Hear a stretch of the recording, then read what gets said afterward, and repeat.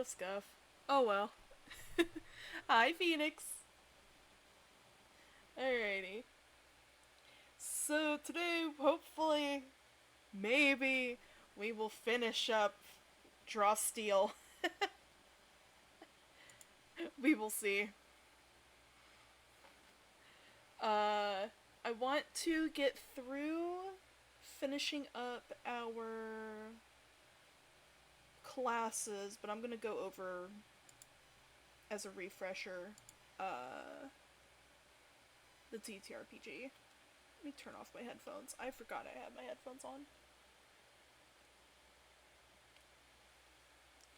So, and also let me get Twitch chat up on my computer.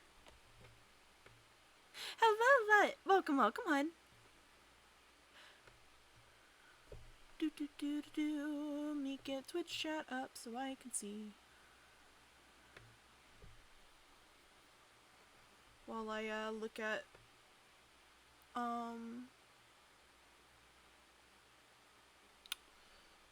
PDF. There we go.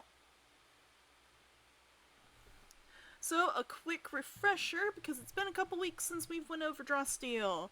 Drawsteel is a 2d6 system. So you just need Monopoly die.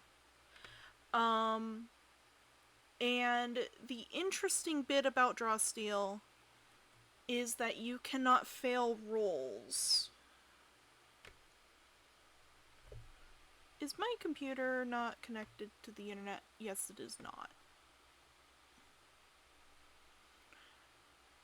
You cannot fail rolls in Drawsteel. You can just kind of not do too hot. It is very much more for the epic hero fantasy rather than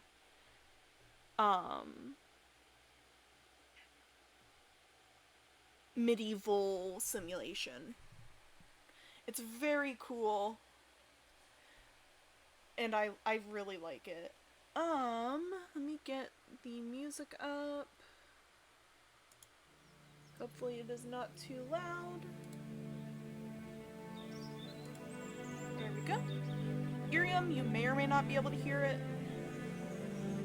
I am very sorry if you cannot. But yeah, Drawsteel is what we normally go over TTRPGs here. So, let me get Katie's screen up. And make it so I can have window capture. So you guys can see the thing. Hello, Elijah. Welcome, hon. I am MomoYumeko, magical girl in training. I do cozy streams, TTRPG streams, and gaming over here on IRIAM and a few days a week over on Twitch. We're going to try to finish up Drawsteel today, which is a... Yeah! I saw that.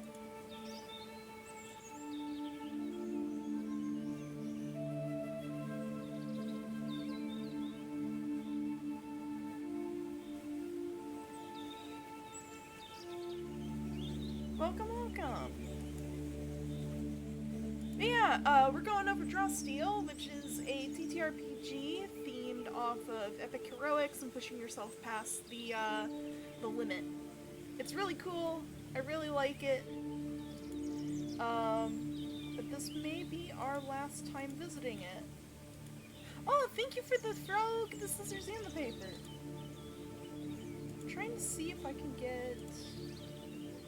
Why is window capture not liking me today?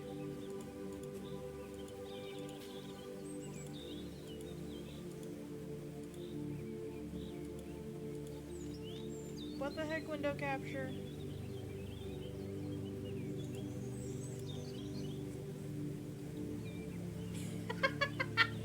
Estrella already coming in with the frogs. Oh, thank you for all the gifts, hon. Thank you! Okay, we got 4 frogs so far over on, Twitch end. That's an amazing entrance, by the by. Let me get my my frogs up. Get the frog up. Frog up. Get open. Thank you. Alrighty. One.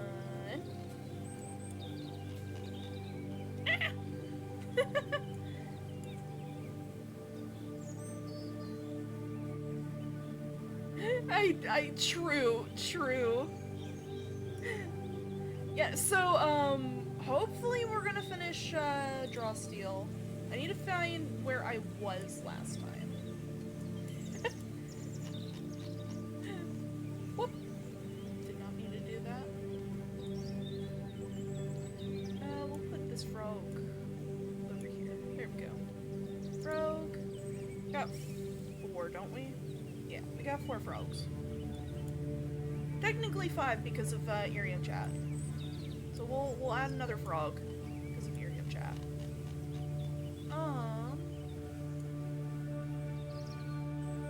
Frog on the head.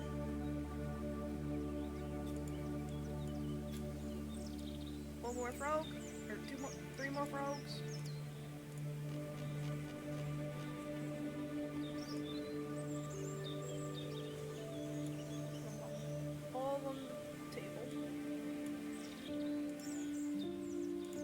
But yeah, so, a little TLDR, if you weren't already here, Drawsteel is heroic fantasy, where it pushes you past your limits. It's really cool, I really love it. Okay, yep, that's enough frogs. Alrighty, so, I was trying to get my window capture. There it is. Lives over everything.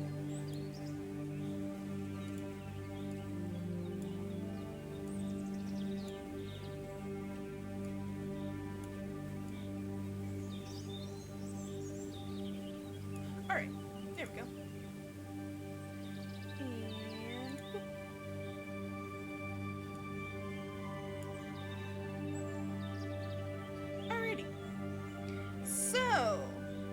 Drawsteel!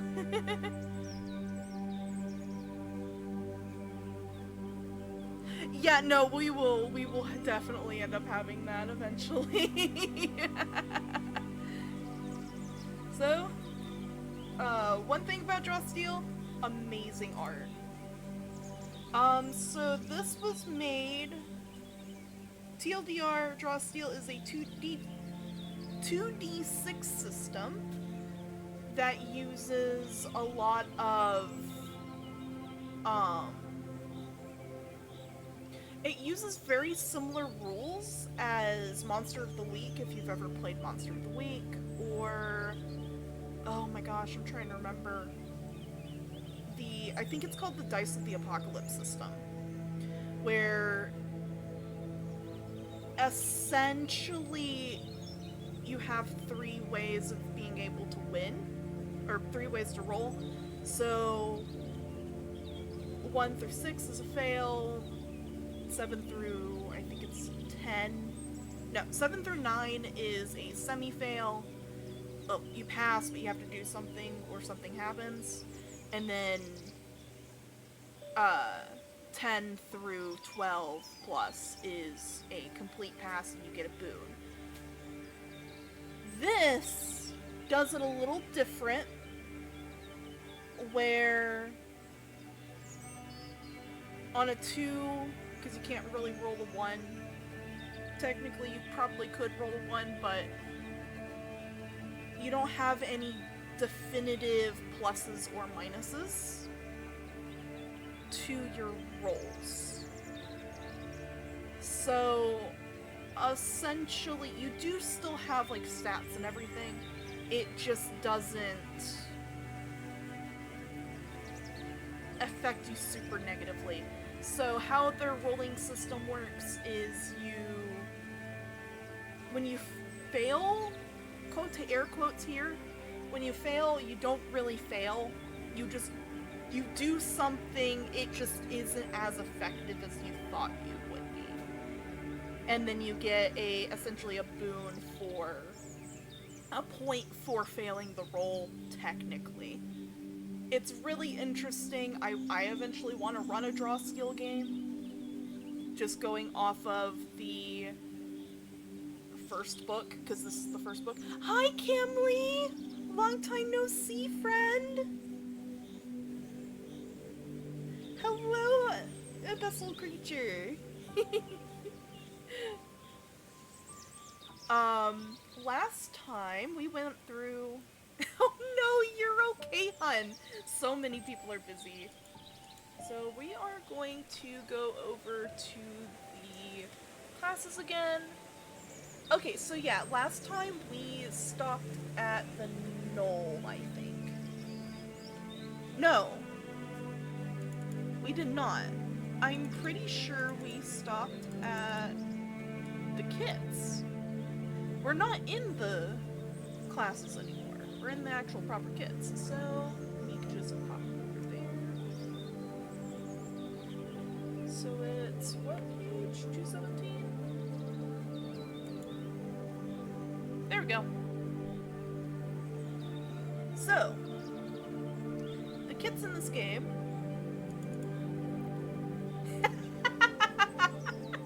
entertain me while I boil the souls of the damned. I mean, men. I mean, spaghetti. So, I think I'm going to do a quick once over the classes first before we do, kits, actually. Thinking on it, because that might actually help. So we're gonna go back a little bit, do a refresher on classes, and then go over the kits. We're going over Drawsteel, so, Roll Your Die is my TTRPG, segment that I do every other Saturday, or I try to anyways.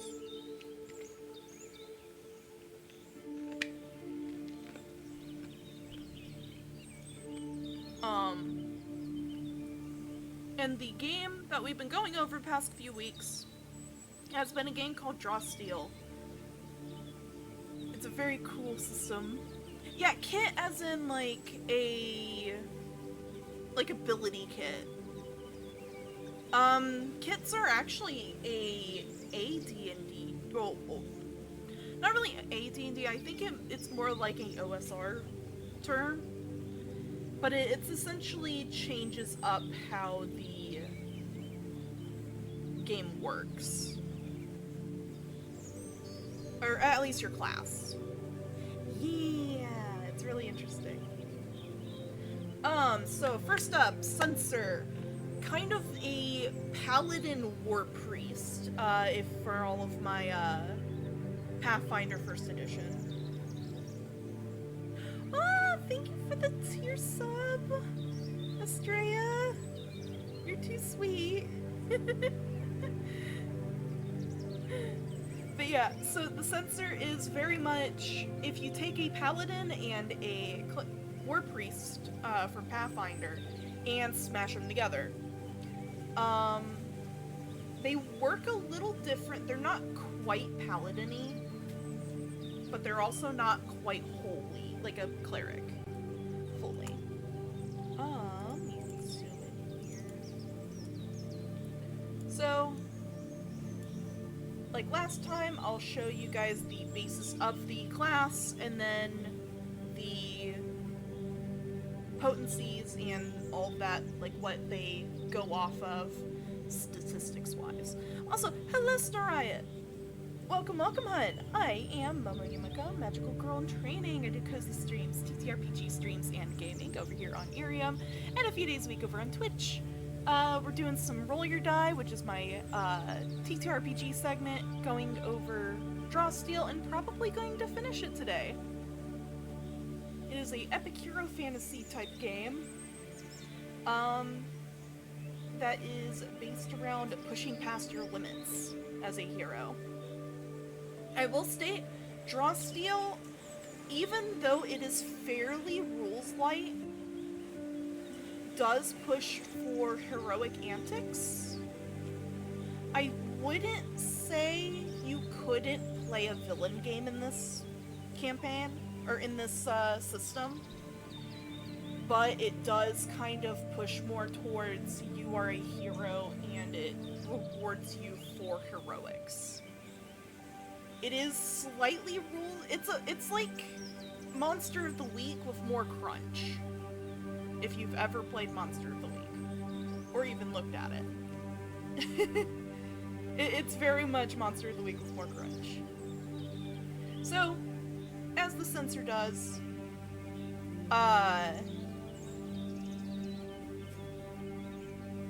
it has a lot of stuff going on. I hadn't went through everything. I might go over pretty much general everything here. So, your sensor order, you have your 3 orders that you can go as with the sensor. And it goes as follows. Sensors are the will of their god, may physically manifest, and you, as your god's agent in the world, and you act as your god's agent in the world. As you shoulder the responsibility, you choose a sensor order from the following options, and it'll pretty much state the essentially what your order is all about and the skill that it gets, because they also get a skill. Exorcist, you specialize in hunting your order's hidden enemies, knowing that an open mind is an unguarded fortress. You have the read person skill, which is essentially kind of like sense motive. Oracle, corruption has deep tendrils that can be missed, leading you to specialize in uncovering clandestine threats to your order. You have the magic skill. And then Paragon. Without a strong example and a firm hand, the weak will be corrupted.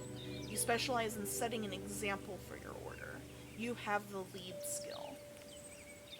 And these are essentially your subclasses. If we're thinking 5e wordage, subclasses archetype for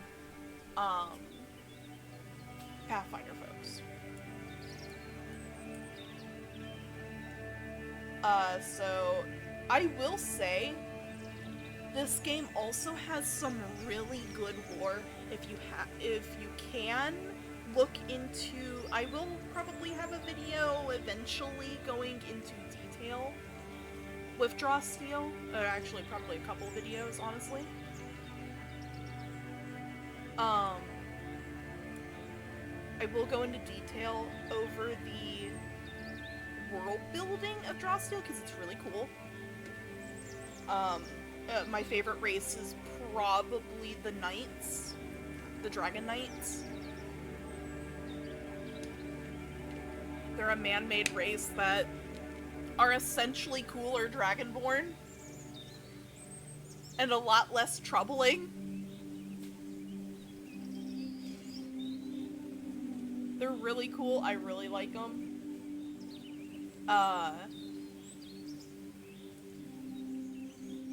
But that's just one of the races that I really like. So their abilities, you get your sensor order, your deity and domain, wrath, judgment, your kit, an ability called My Life is Yours, your domain feature, and your sensor abilities at level 1. Wrath is kind of like Smite, if I remember correctly.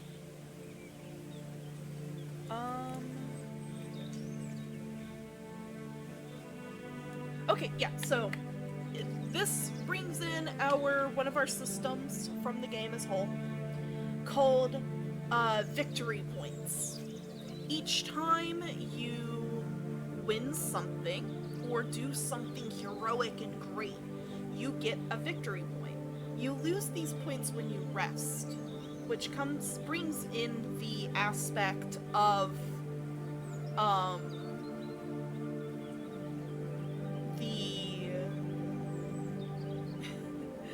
it brings in the aspect of pushing yourself, because the more you rest, the further on with the villain's plans they're going to get. So, it incentivizes you keep on pushing, burn out all of your resources to keep going and go after your enemy. Hi Zari! Welcome Zari. How's my possum demon lord doing? So, you gain wrath equal to your victories. At the start of each turn, during combat you gain 2 wrath. So when combat starts, say you have 5 victory points, you get 5 wrath plus 2 at the start of each round. Hello, Kate. Welcome, hun. I am MomoYumeko, magical girl in training. I do cozy streams, TTRPG streams, and gaming over here on IRIAM and a few days a week over on Twitch. We're going over Drawsteel today, a TTRPG based around pushing past your limits and being a hero.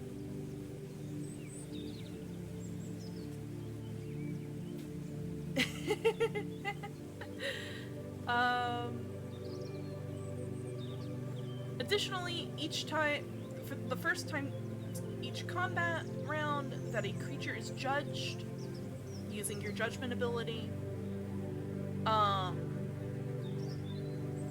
that deals damage to you, gain 1 wrath. And essentially, what this turns into is essentially points that you can spend on your stuff, on your abilities, because you will see in a second, each class has a lot of things to do. Judgment is a magic ranged ability with a range of 10, and it's only for 1 ability.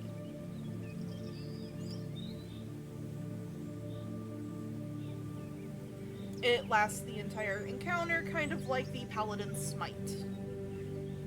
Pretty much it's the you ability.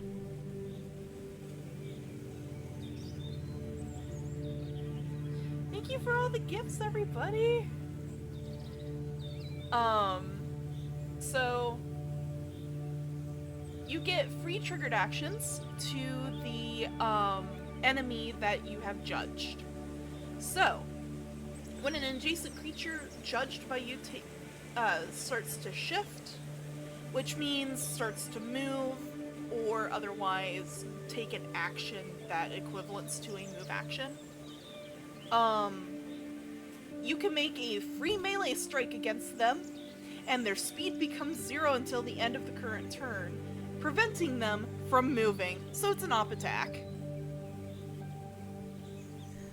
When a judged creature... Hi, King Tom! Welcome, hun! When a creature is judged by you within 10 squares, makes a power roll, you cause them to take a bane on the roll.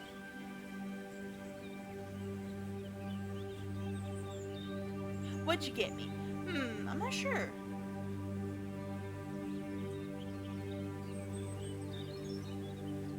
Oh, it's your birthday! Happy birthday! Oh, I didn't realize it was your birthday, King Tom! Happy birthday, brother! Heck yeah!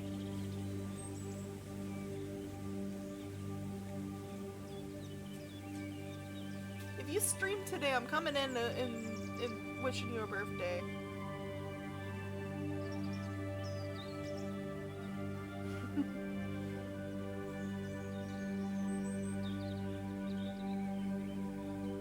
Oh my gosh!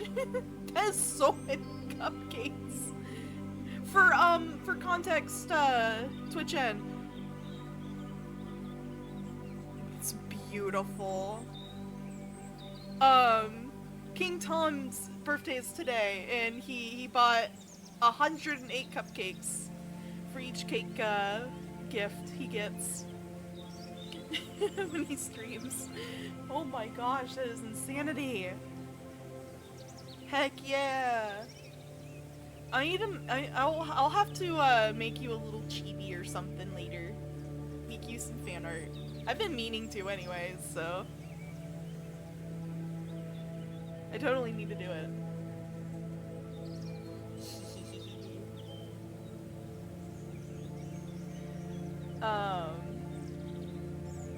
When a creature judged between, Banes. Right. So, I mentioned that you technically don't take pluses or minuses in this game. You get boons and banes. Well, I think it's something else. It's just easier to say boon. So a bane gives you, when you roll a step lower. So if you were to get, say, a 12 on your die, you technically have rolled the option of you pass, but you have to do something, or there is a glitch in the roll. So you have, something happens that may or may not be good for you. And that's how a bane works. Whereas a boon, it gives you an advancement, so you can go up to the best thing. When a creature judged by you within 10 squares uses an ability with a potency that targets only one creature, the potency is reduced by 1 for that creature. If you target a creature judged by you with a melee ability, if you damage a creature with a melee ability, the creature is taunted by you until the end of their next turn. You can only choose one free triggered action at a time, even if multiple options are triggered at the same time. And then you also get an order benefit, depending on your order.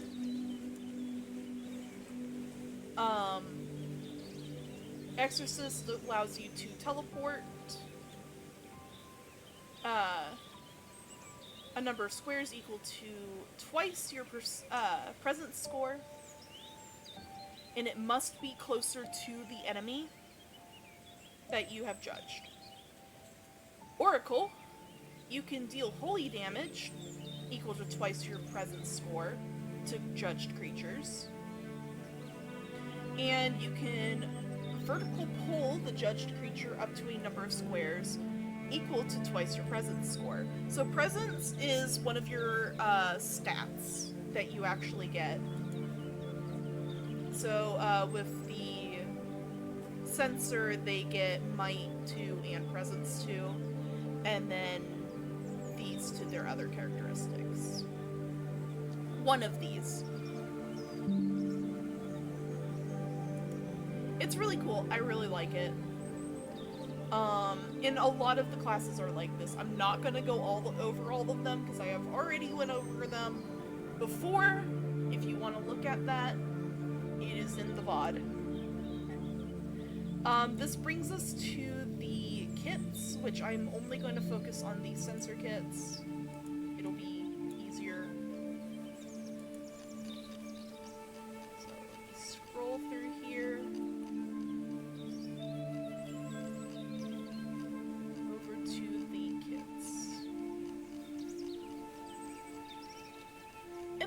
They're all pretty much your classics. The one that I really like is the Tactician. The Tactician is probably my favorite, which is, it takes fighter and makes it actually interesting.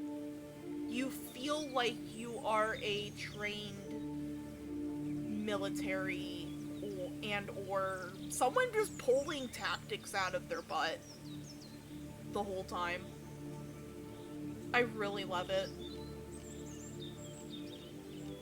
Bard. Sorry, the troubadour. Alrighty. So, kit info.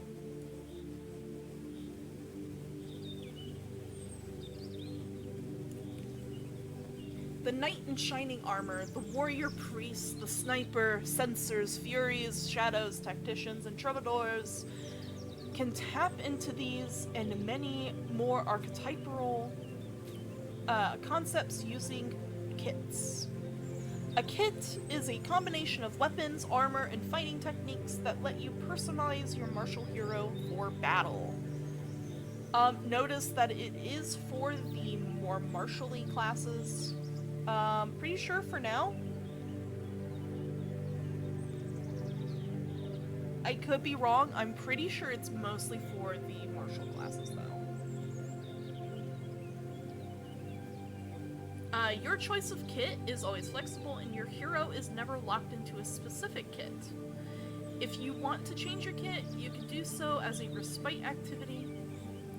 And respite activities are pretty much your downtime stuff, things that you're doing when you're not adventuring and moving around.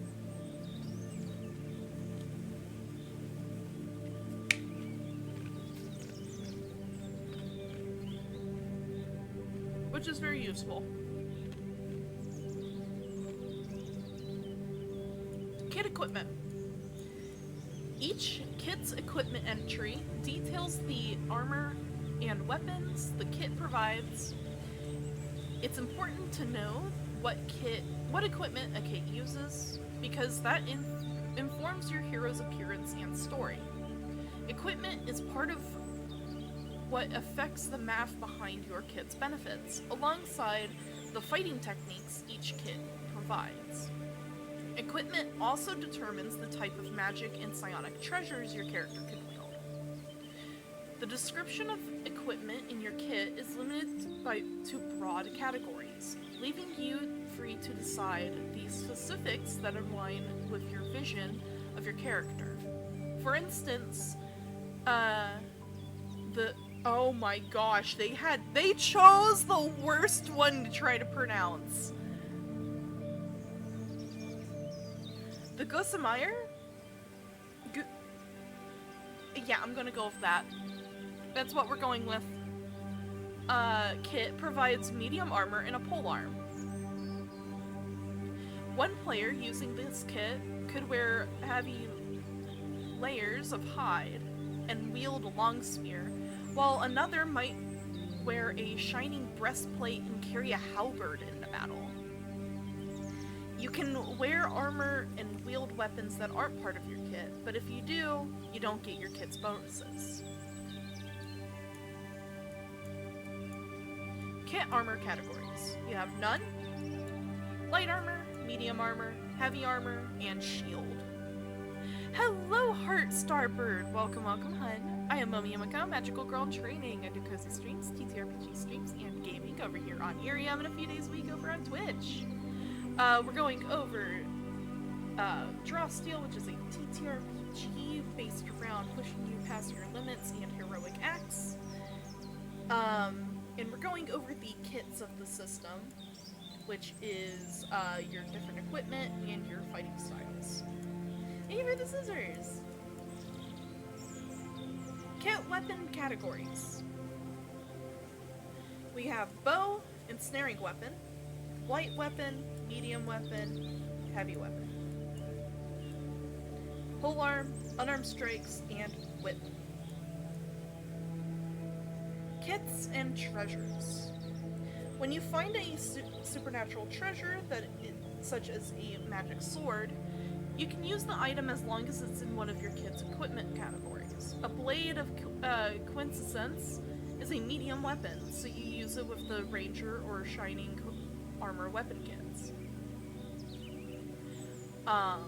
However, you can't use it with the cloak and dagger or stick and robe kits, because those kits don't include medium weapons, meaning you haven't done the necessary preparations to use the weapon efficiently. You can still swing a blade of quintessences around as an improvised weapon, but you don't get any of its bonuses or benefits. If you find a piece of equipment you really want to use that isn't part of your kit, you can always change your kit as a respite activity.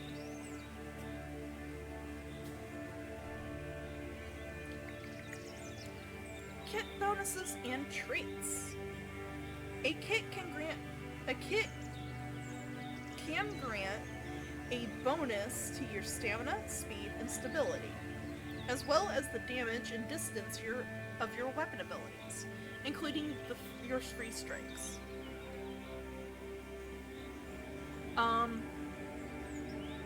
Oh no! I am so sorry, hun!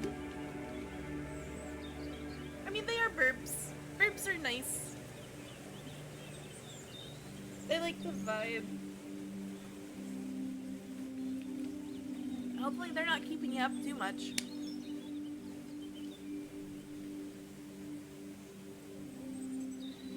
Stamina bonus. Your kit's stamina bonus is added to your stamina maximum and scales with your icon.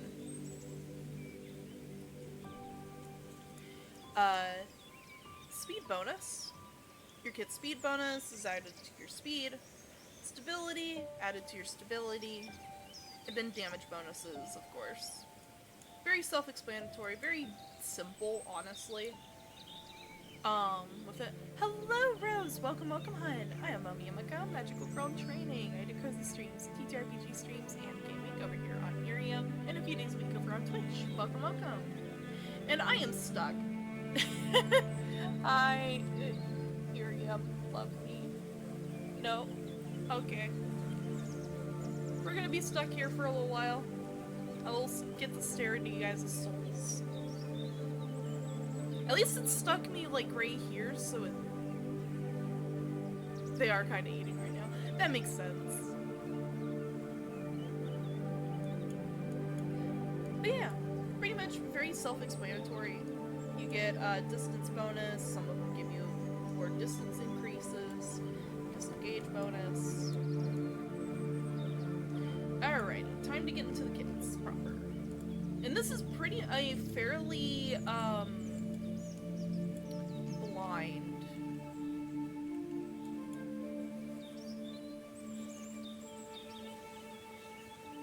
Yeah, stay safe, hun. I will be streaming for another about hour to 2 hours. It depends. Hi, Sanic! Welcome, hun.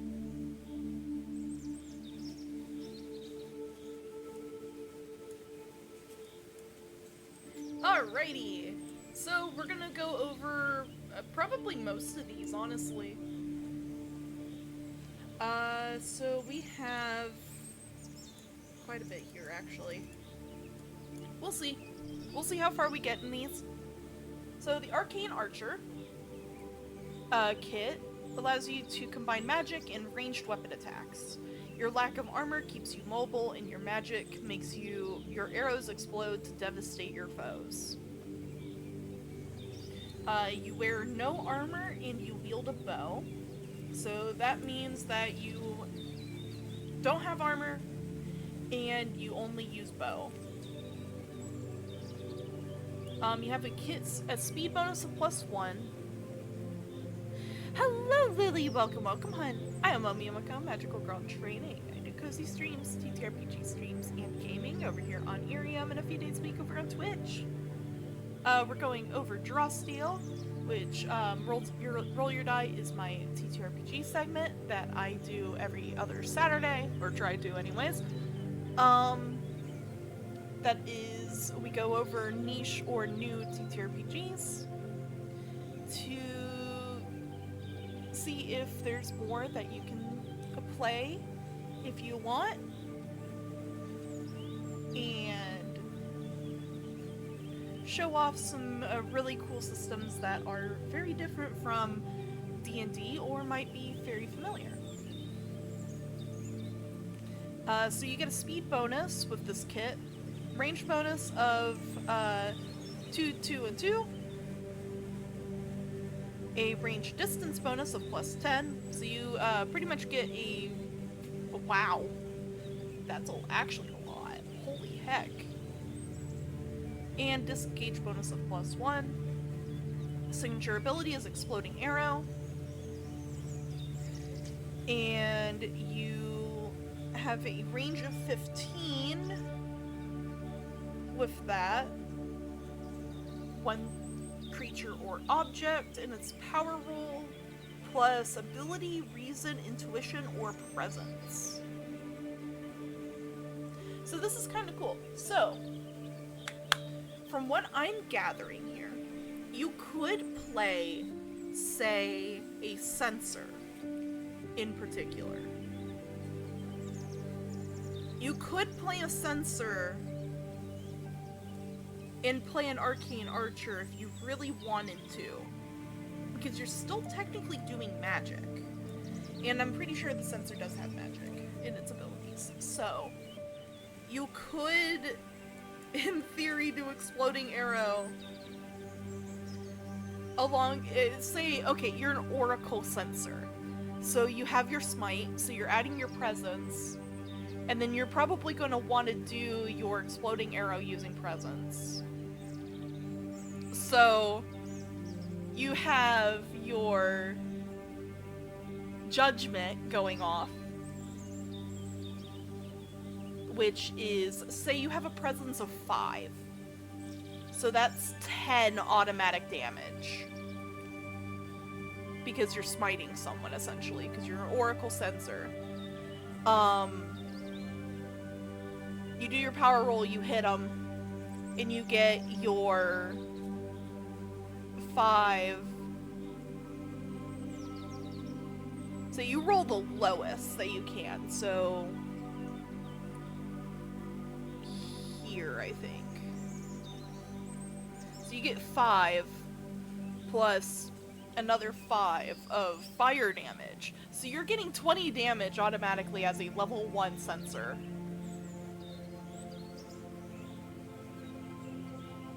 With your exploding arrows. That's on top of whatever your weapon does in damage, in general.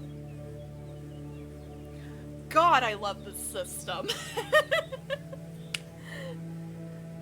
This system's so silly and I love it. It's just, it's power gaming. In the best way possible. And it looks like a lot of these are pretty much similar. Are just similar, things. So like, Cloak and Dagger, you get the signature ability called Fade.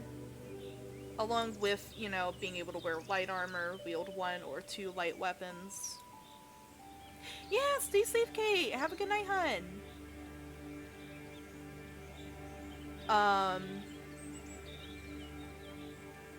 Which allows you to move, actually. Ooh! So you have a melee of 1, so you can only attack 1 square in front of you. Or a ranged of 10, and you can throw your weapon at them. For 10 squares.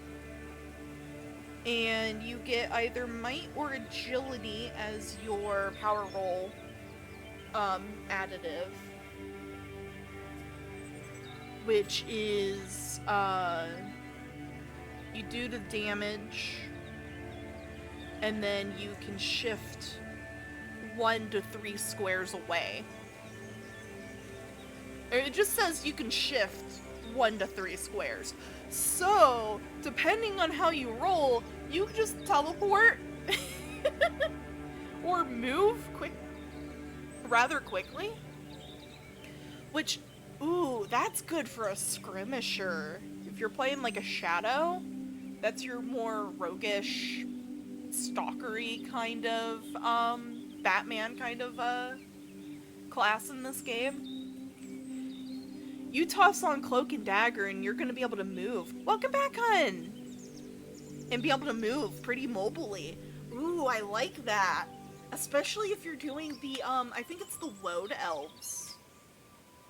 The Woad Elves get they are heckin' moving. Cause those are like the fastest race, I'm pretty sure, if I remember right. I would have to look at the Woad Elves again. But, oh my gosh, you could actually do a proper a really good skirmish build. Because you're already getting more, damage, too. A lot of these look like they also give you damage. Some of them look like they give you just straight damage, like, the dual wielder. Wait. Ooh, they do dual wielding that doesn't feel like it sucks. I'm allowed my rated R word. Oh, I like that. Oh.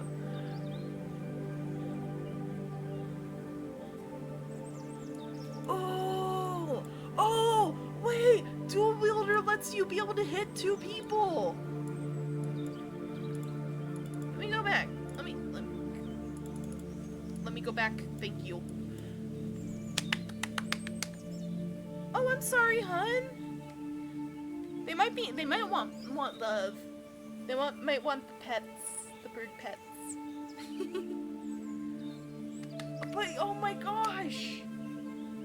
So it's a melee strike for double strike.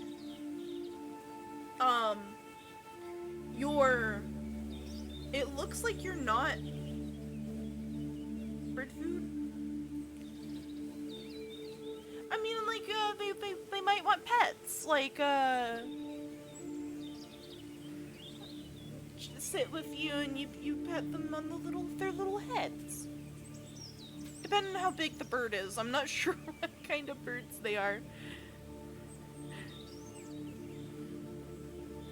But yeah, they're little pets. Sometimes they just call.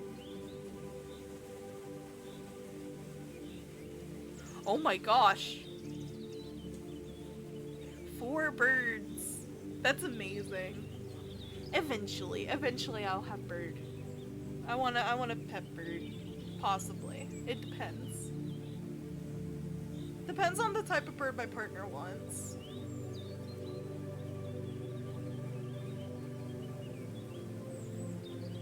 I'm more inclined to have a lizard friend. But ooh, that's really cool. I really like this game, man. I want to run something in this system so bad. But yeah, so a lot of these. Ooh. Oh, they got eggs. Oh, my heart, that is so cute. Congratulations.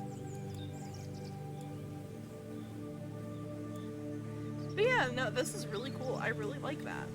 So, yeah, we're not gonna linger here too much. These are actually really good. The martial artist gives you no armor and you can only do unarmed strikes. Yeah, feed the birds. Ranger, actually, what does Ranger do? Does it give bow? Okay, Ranger's based. So you get bow and you get a medium weapon. Ranger gonna range. And you get medium armor. Ooh. Outfits you with light armor and weapons for every challenge, letting you easily switch between melee and ranged combat. Based. Provides a good balance of bonuses to defense and offense to create a hero who is a jack of all trades. That's nice. Ooh, and you can slow people? Ooh. Ooh, I like this. Also, hello, Dream Trooper, if I didn't already welcome you in. Ah. Yes. I like this. I like the kits. That is really cool. Ooh, and they have a cheat sheet. So I'm gonna go over just like what the kit is called and then the armor and weapon. And we'll go through that. So Arcane Archer, and keep in mind you can play any of the classes with a kit.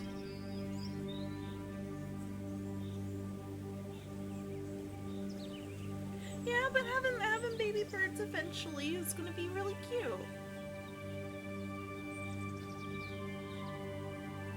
Yes, a kit is essentially like your weapons, armor, what you can wield. So like, if you are familiar with D&D, these are essentially your proficiencies.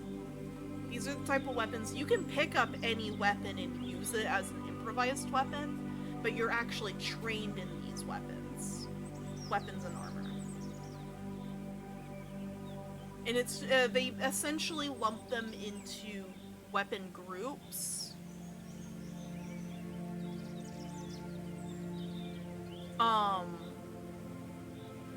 So you can have, say, as they said, polearm, and you can use a long spear or a halberd with your character if you really wanted to. You could switch it up and choose different types of polearms in that area. Medium weapons is probably your long swords and a little bit more of a claymore kind of long sword. Your small, like, battle axes, such like that. Ooh, heck yeah. That's actually kind of sick. But yeah, no, polearms, you can hold any of them. Some of the kits give you multiple types of weapons. Some of them only allow you to use your fists, but you get boons for using those weapons. You can use any of them, you're just not trained in it. It's not like 5th edition where you're a bumbling idiot with a sword. You just don't get access to the ability that your kit gives you. Which I think is a really good idea for a more combat-heavy game. So you can have the moment of your sword gets knocked out of your hand, it flies, 50 feet away, and at your feet is a battle axe from a fallen warrior you just killed. You can pick that battle axe up and go ham on the enemy and be able to still fight till the bitter end. Yeah, no, the axe calls. I love using battle axe.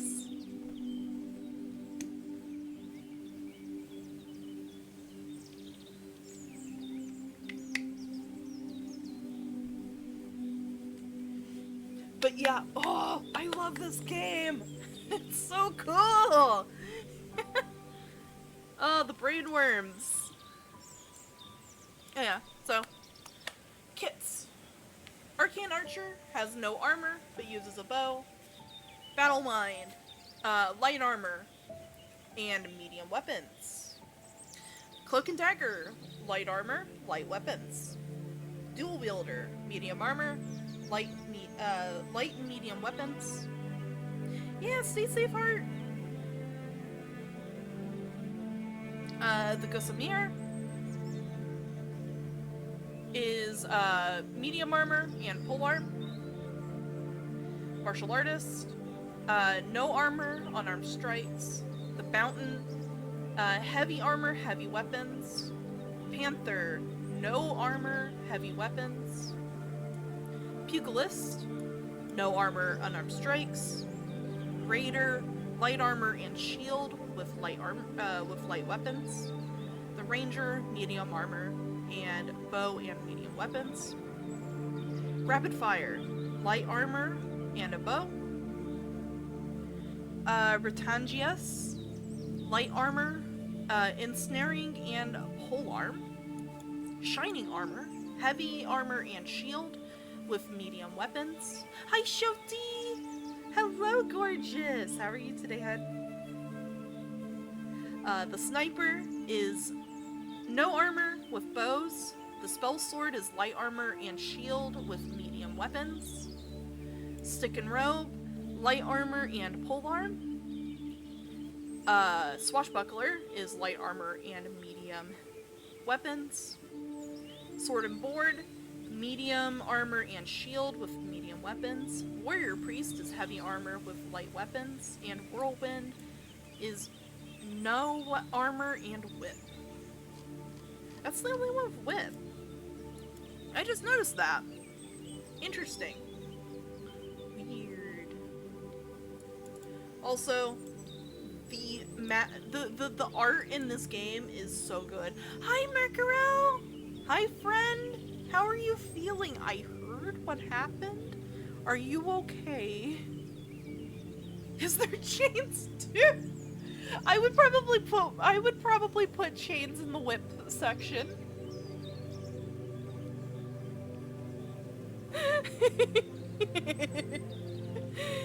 I'd probably put chains in the whip section. That would be kind of actually.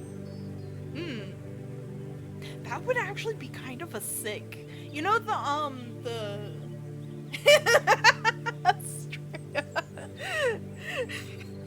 you know the type of chain with the mall. I think it's a mall. No, morning stars. You know the morning stars that are just a chain with the morning star on the bottom of it? That would be kind of an interesting ensnare weapon. Kind of like a bola type weapon. That's good. That's good that you're recovering well. Oh, terrifying. I'm glad you're okay.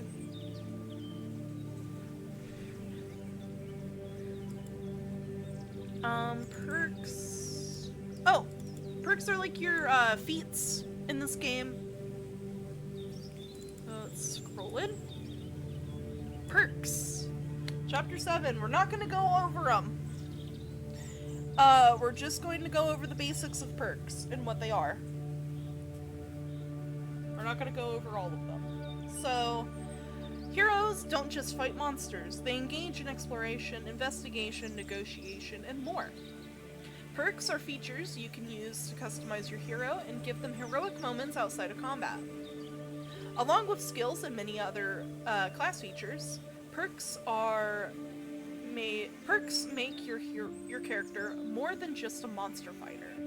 But although these features are designed to be used outside of combat, many are versatile enough that they can also be used in battle. You are granted one perk from your career and choose other perks from your class as your level increases.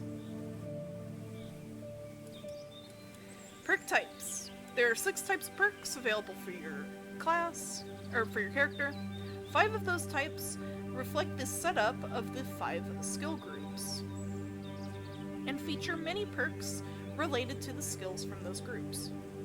The 6th type allows characters all types of access to supernatural power.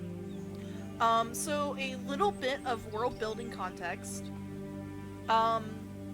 Humans are actually not boring in this system. Humans have an interesting ability that they can sense the supernatural. They can sense magic and are very sensitive to it. Humans are some of the most chaotic of the races in this world, too. They are very, very sensitive to anything magic.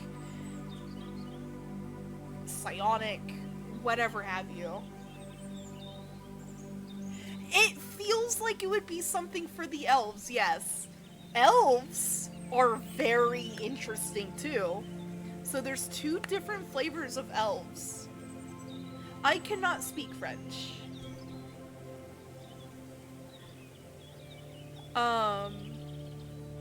Elves, so there's the more naturey elves, which are the lone elves.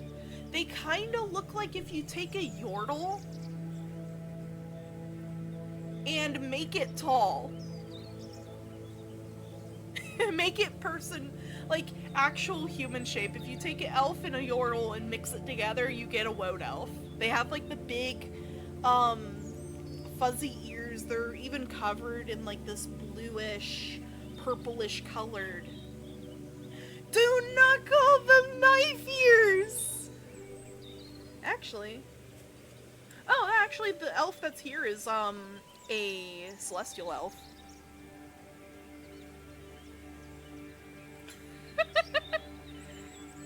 So yeah, they're big yordles essentially that are connected to nature and respect the trees and stuff like that. They're very they're interesting goobers. And then you have the high elves, which are more like your Asamar. They are descendants of,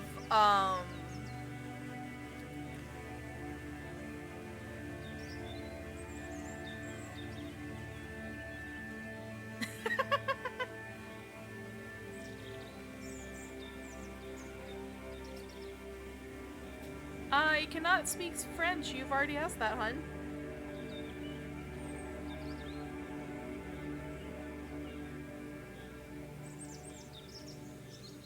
I can't. I can't do something that also, that's against my own personal rules. Please be on topic a little bit.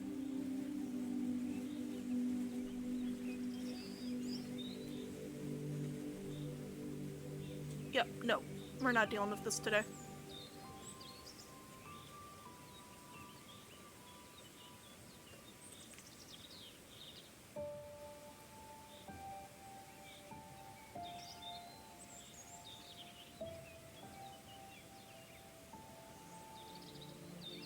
Nope. We're not dealing with, children constantly asking me to speak French when I've already explained that I cannot speak French. Not happening. Oh, I'm meaning not today as in, like, not dealing with this today.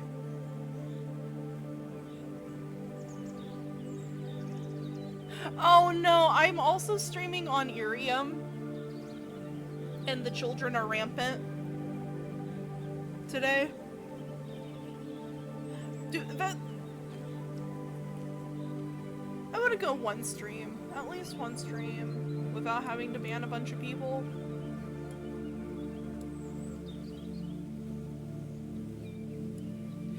But yeah, no, the races are so good in this game, and they're like a breath of fresh air. Because, like, you do have, like, more orc... I'm not looking forward to summer break. You psychopath! I'm just a silly nerd on the internet. I'm sorry for bringing down the vibes, though. Oh, familiar is a perk? Wait. Hold on. We're going on a B plot here. But yeah, no, I've thought about it. I've been thinking about it since March, when a lot of the drama was coming out. And surprise, surprise, a few of the people that were close in my community ended up being creeps.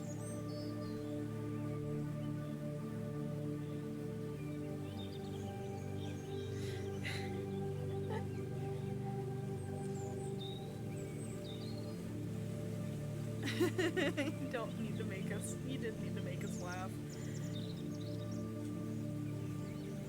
Oh, thank you, Estrella.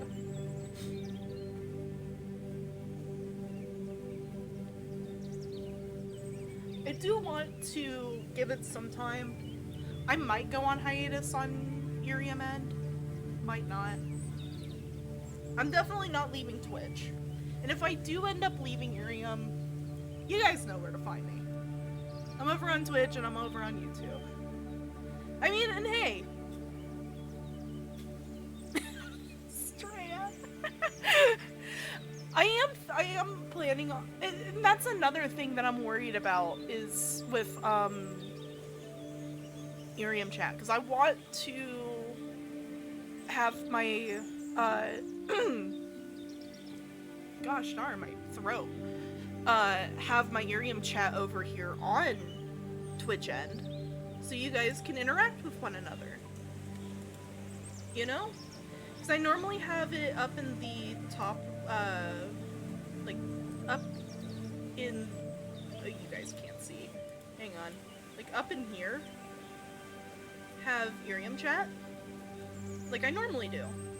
Or what I was doing on YouTube end. There we go.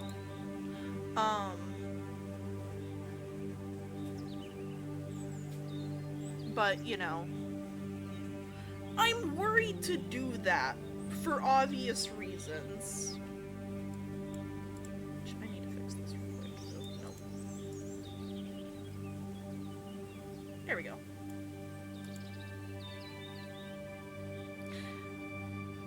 Yeah. Also, I gotta say, I love the ghost pupper here. Back to better vibes. Back to better vibes. So, let me look at perks actually, like, proper. Because I want to see if you can, if anybody can get these. Does it have specific things that you need? No. I don't think it does.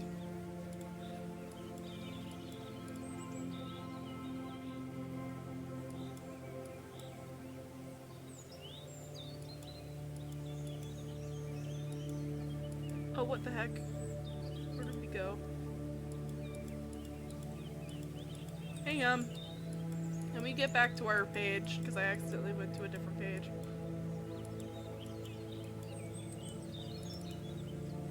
Okay.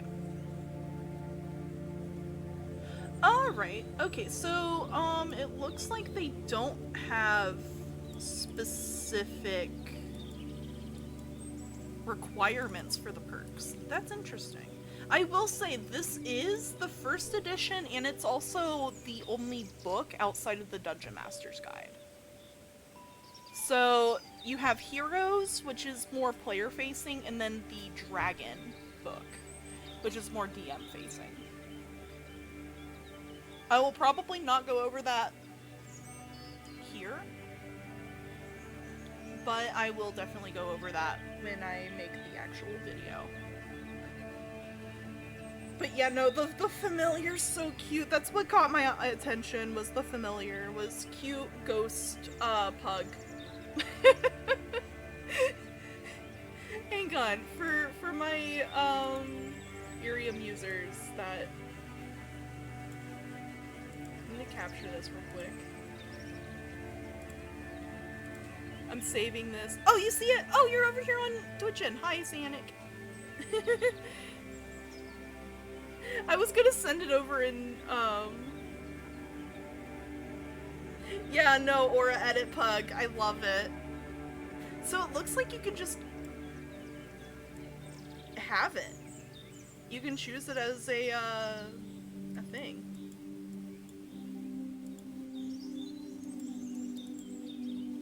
That's kind of cool.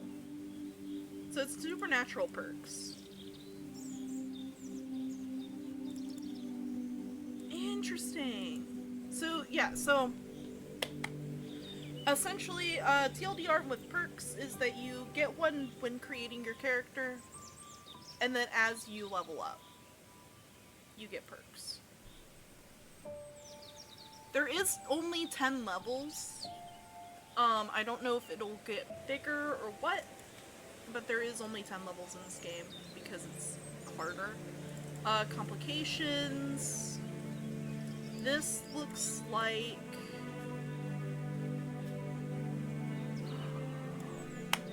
Oh, welcome back drawbacks from, I think it's Pathfinder?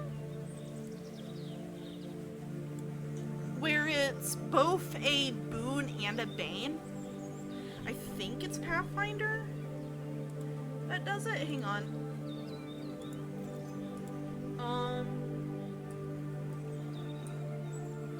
Let me go to the archives real quick.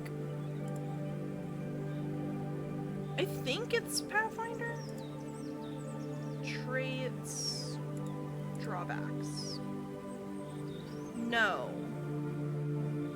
What is it that I'm thinking of?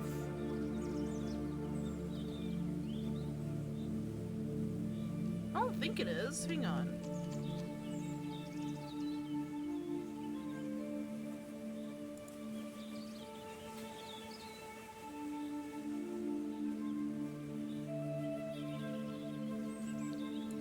Yeah, no.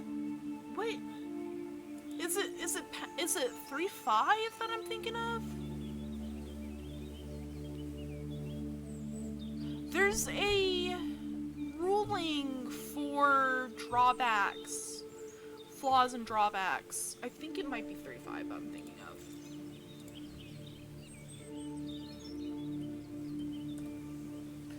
ESRD.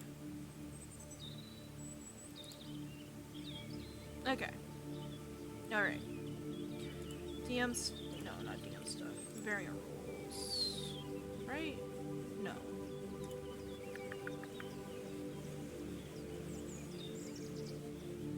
Other magics? No. It is DM stuff. It has to be DM stuff. It's either that or.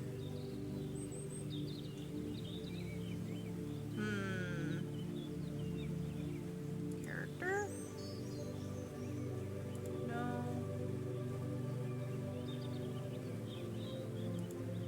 Feats variants. Okay. Flaws. No. And also no. No, it's the traits. It's the traits in 3-5. I don't remember what book this comes from. But you essentially, so baseline you have, if you want random BS, you can roll a D100 and you get a trait. So like abrasive, you get a +1 on intimidate checks, but you take a -1 penalty to diplomacy and bluff because, you know, you're abrasive in personality. You're a little bit more kind of the type of person. You might be a little bit more serious. That's what this reminds me of. The type, the type TM.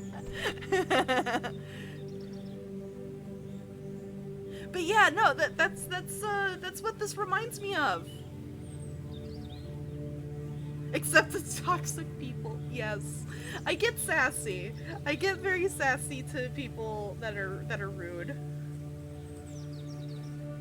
Like Brawler gives you a +1 bonus to arms attack rolls and grapple checks, but you take a -1 penalty to all other attack rolls.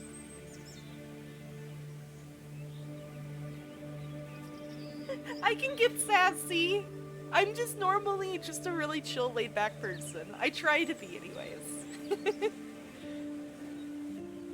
I'm also a little bit, I call myself, a chill gremlin type. Because I can get gremlin mode. Normally.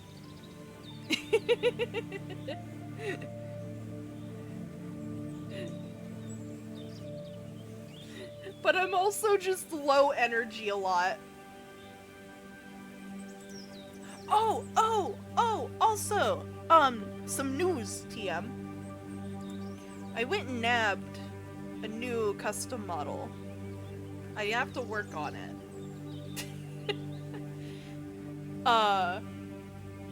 It is dream, like, model art style. And I love it. So this may or may not be our last SameAme model stream. I might still do it for laid back because I like laid back Momo. Hair down, vibin', you know, that sort of thing. I really like it, but also this model's so cute. I was playing around with it earlier and got pretty close to what I want 2.0 to look like, so. Also, everybody over on Twitch, and you got 5 minutes before you're sent into the void for 3 minutes. Unless you have a sub, then that doesn't matter. We'll yap for a little bit while that's doing its thing. But yeah, no, I love this. Is it actually what I'm thinking of? It is! It is just like that! Hello, hi, Shelty. Hi, friend. It is like that. It is like the traits in 3.5. Heck yes. It has a benefit. It has benefit and it has drawback. Oh God! Ooh, wait.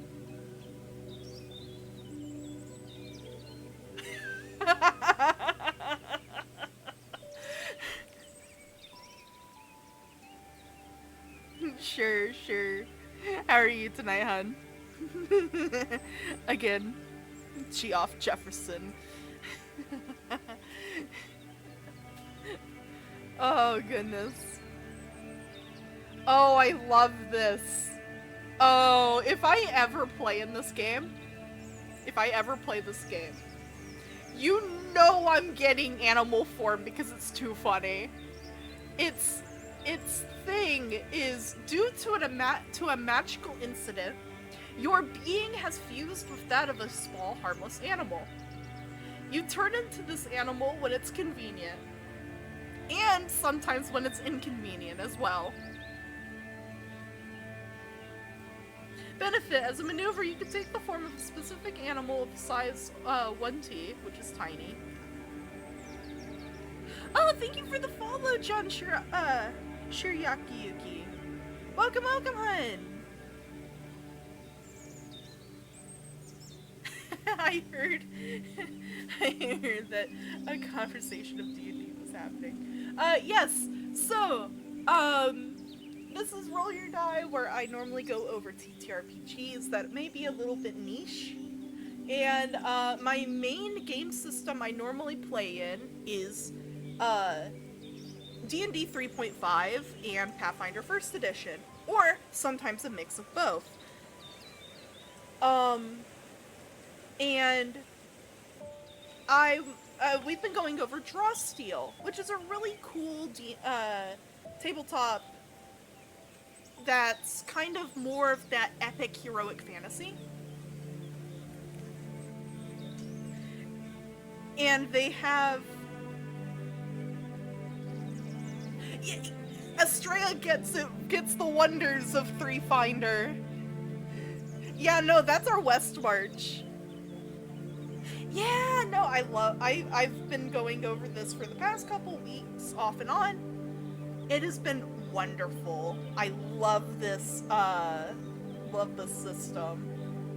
But I got very excited because the complications are just like 3.5's traits system. Except, you know, Drawsteel instead of what 3.5 does. I am a big sucker of giving my characters drawbacks and flaws that are mechanical.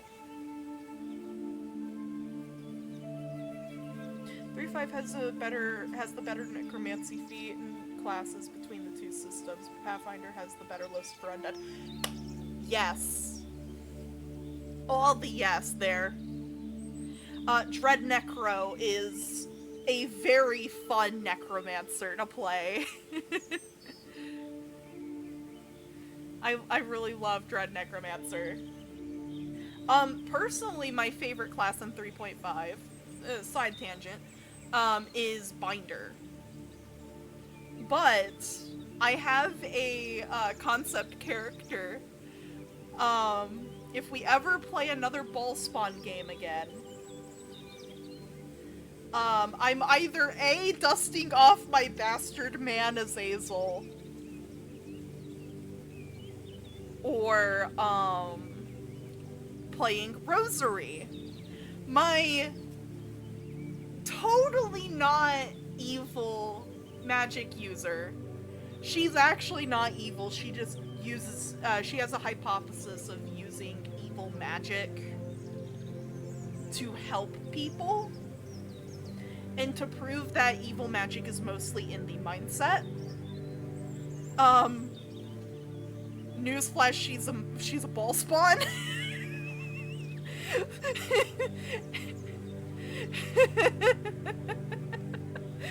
So, her magic thing, her magic thesis is that evil magic's intent, and that's what the intent is what corrupts you, whereas the knowledge of evil magic doesn't corrupt you.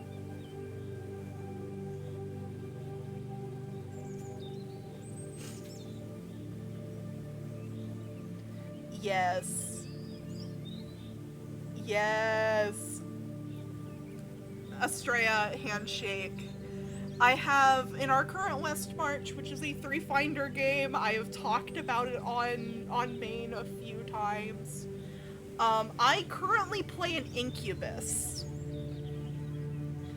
that didn't know he was an incubus. Incubus, Fiend of Possession, Sword Sage, Oracle of Fate. We love saints in this house. He's totally not based off of Warframe.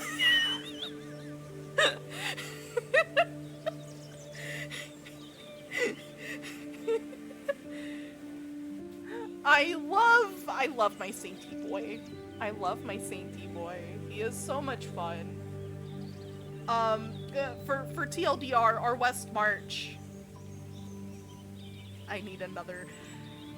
I mean, I could talk with my partner. My partner runs the West March. If you ever want, it's off and on. The West Marches. I mean, it is a West March after all.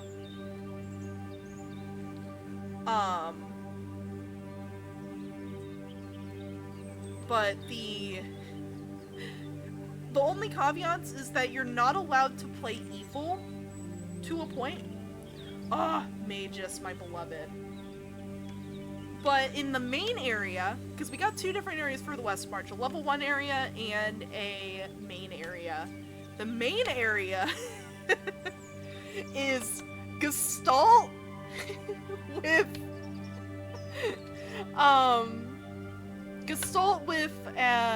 Mythic ranks. We're not doing full Mythic rank. I think we're going up to, I think it might be Mythic 5 or 6, but I could be wrong.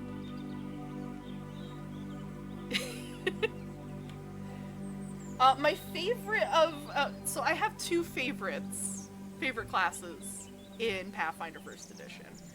One of which being the Vigilante.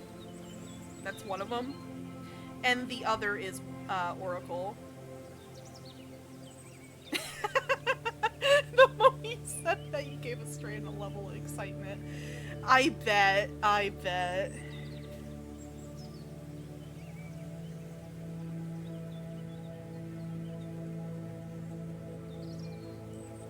Yeah, no, so the whole idea behind the West March is our world is was in a dark sun kind of situation. Magic taken from the land corrupted it and pretty much made it uninhabitable.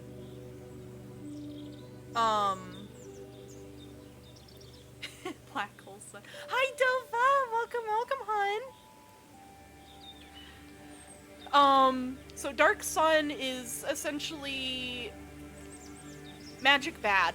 Magic comes from the earth, and they sucked the life out of the earth. There is no, outside of the dragon sorcerer kings, you know, they will just kill on sight any wizard.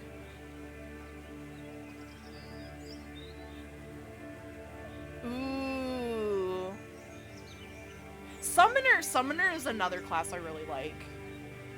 But I think Slayer is probably my second favorite of Pathfinder 1st Edition. Because, I might be biased. I currently play a Slayer Blood Rager in our, like, once-a-week game. Specifically Bounty Hunter Slayer, and just plain old, Demon Blood Rager. Abyssal Blood Rager. I love Indigo. She's my smart aleck country woman Foray Slayer. She's just a bounty hunter that can turn into a big, strong demon woman. The whole joke behind her character is my mother was an elf and my father was a Baylor. And we took it and ran from there. She's a lesser foray, so she has the shape-shifting, but she doesn't... She has shape-shifting, she gets the DR, but she doesn't have, like, some of the stuff that the foray get. I love her. She's so much fun. And our DM allows me to be enabled sometimes. The only thing I really hate is undead, but we got a paladin for that. Unironically, my partner plays the paladin. He is a truth paladin, so sacred servant, paladin of truth. It's great. I love him. Samuel's great. Also, welcome back everybody from the void! But yeah, so that's the complications. That was my nerd out on 3.5 and Pathfinder 1st edition. But yeah, no, I like the fact that the complications, it gives you something and then you have a downside. I like that for traits. I feel like that works for traits and it balances out traits. Because, I mean, you can do trait and take a flaw and just be able to choose it, but I do think there is some good downsides to having specific traits. And I see amnesia here, and I'm just like, I wonder how bad it would be to try to, bring Saint over into this or Azazel.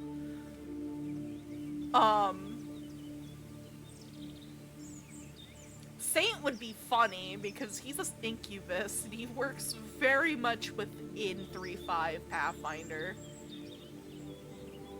So, That would be something interesting to look into, is trying to, because I always sometimes make a full character for these, or I take a character concept I already have and I'm very familiar with it and try to bring it over. Because I know some people really like their characters in games and want to replay them. Hi, hello, I made a whole, information block for vestiges for my boy Azazel. So I can, so if anybody chooses to play a binder, I can whip that out for people when needed.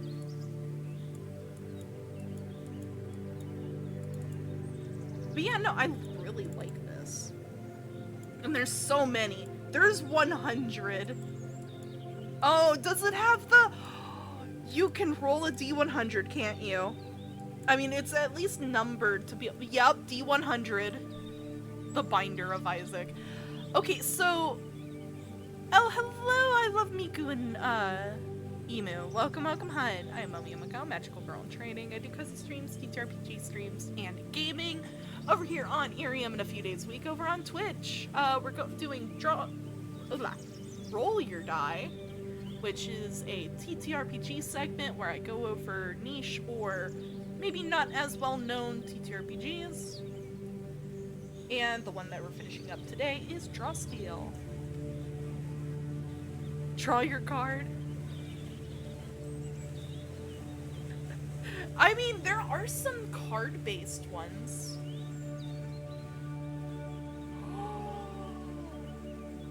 Ooh!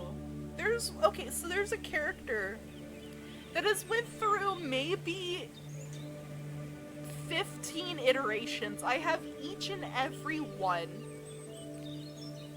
of these sheets, mind you. I call my Google Drive my hoard, my personal Google Drive my hoard. If I was a dragon, I would hoard character sheets, because I do not let go a single one. The one I have that has went through the 10 or so iterations has been Victoria. my, she started out as a doll character. She was supposed to be a,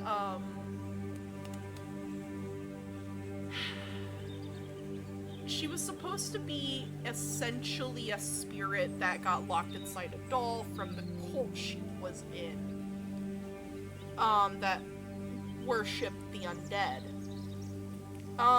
Come to find out, it was supposed to be for a Die Vecna Die game that never left the ground. So she was unbeknownst a, cultist of Vecna, because she still followed that religion, she just, you know, picked and chose what she did. And then she evolved into her latest iteration. Her last one that I've got is a ghoul. So she's an extremely intelligent undead that is a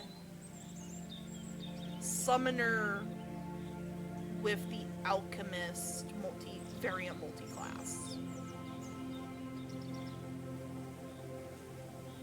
So she's able to do certain things that the alchemist can do, but also be a summoner.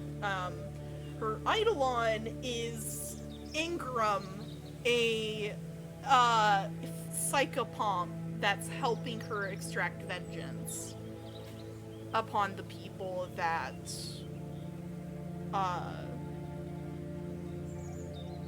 may have caused her to get turned into an undead. Her story, very similar. She pretty much follows any kind of god of secrets, so on and so forth. I love characters like that. It's very fun to do. Another one that I'm actually looking at and I'm like, Azazel, is Amnesia. I had a character that, Azazel was my first ball spawn character, and he was a bastard man. I love him. He was a Hell Knight in it. Are you about to pelt me with frogs? Are you coming for frog? Frog redeems? I was correct. Let me get the frogs up. Frog. Alright, so we left off on the rose one. So 4, 5, 6. We're gonna get the frogs out. So 1.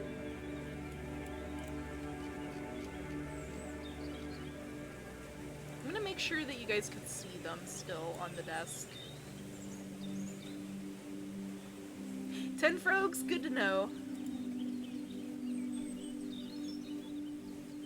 So we got 9 more to do.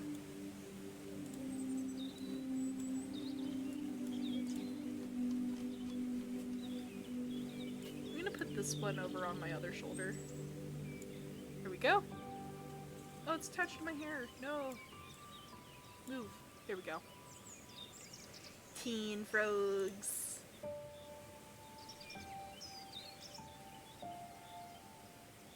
Let me see here. It's 2.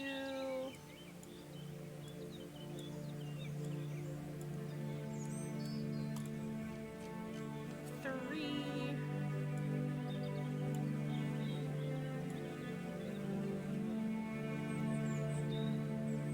There we go. No!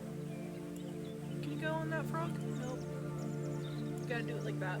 There we go. 3. Best redeem ever. I wish I could do this on IRIAM end.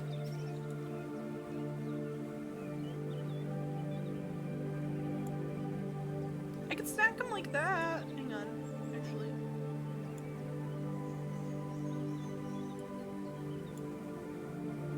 Here we go. 11 frogs. So we got 1, 2, 3.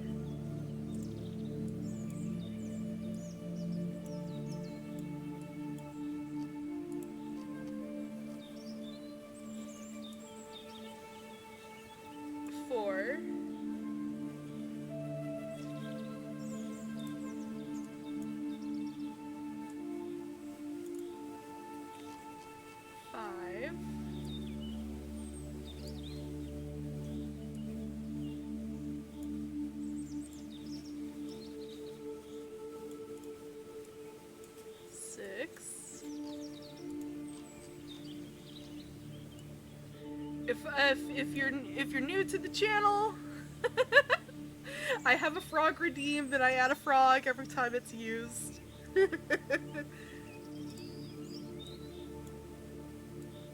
7.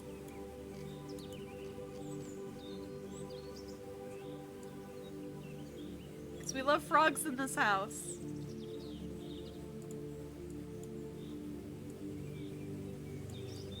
8.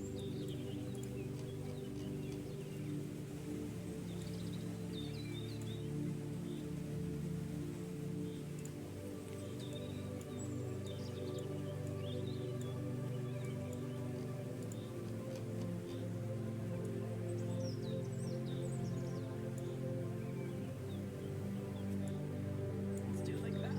8.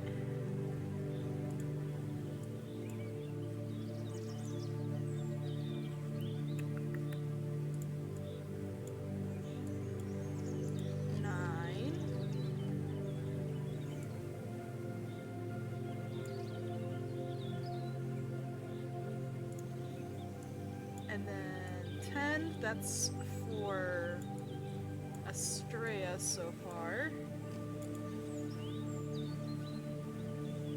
Oh no!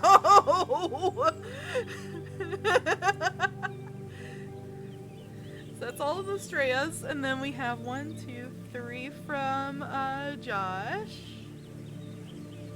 Let me get those.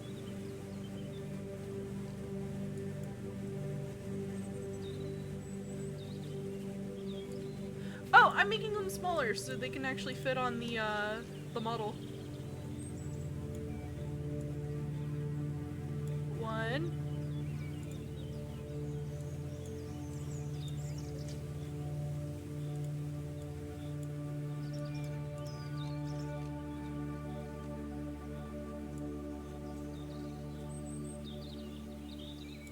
2.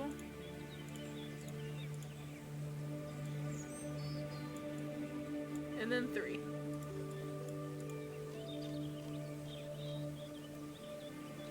This is beautiful. There we go. Oh no. You're right there. There we go. Actually, we'll do it like right here. There we go. Oh, John.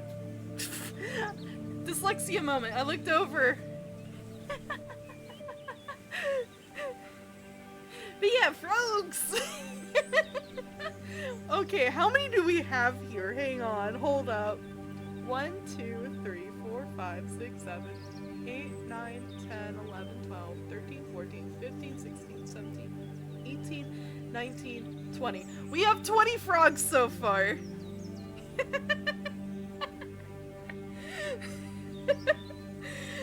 They are quickly multiplying!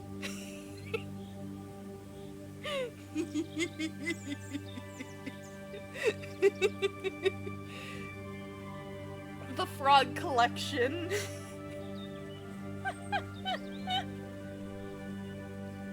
I have to see, what does this look like on stream?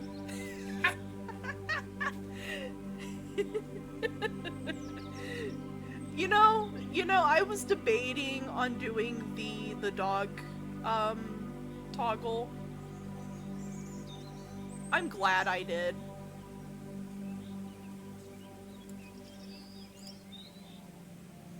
Yeah, the doggle toggle.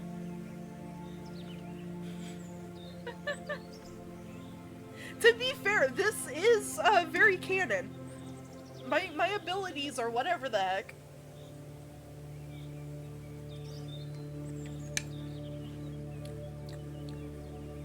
I've been drinking coffee this whole time too. Alright. I don't know what's next, actually. It might be equipment that's next.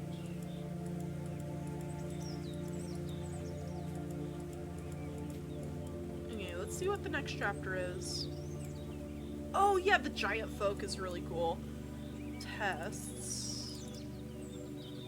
Oh, that's just, doing your abilities. So your power rolls and everything. Okay, that makes sense. That's pretty much the normal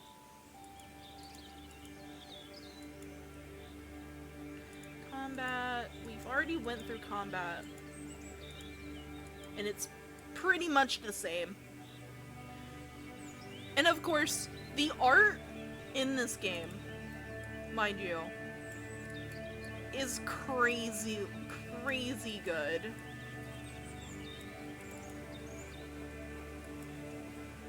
Negotiation. Downtime. Downtime's pretty much the same.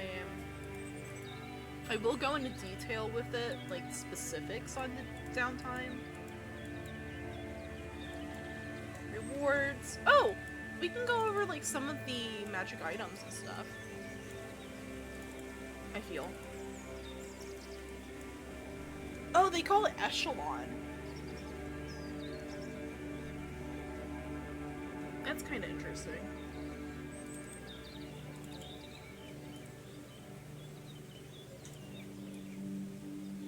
Found, earned, and crafted.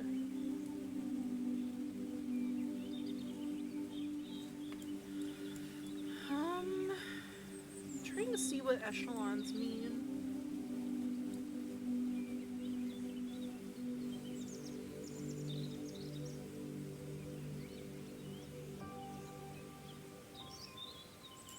It doesn't look like it does. Oh, echelons of play in chapter 1. Okay. So it's just your level of play. But yeah, no, the art in this game, in this system looks so pretty.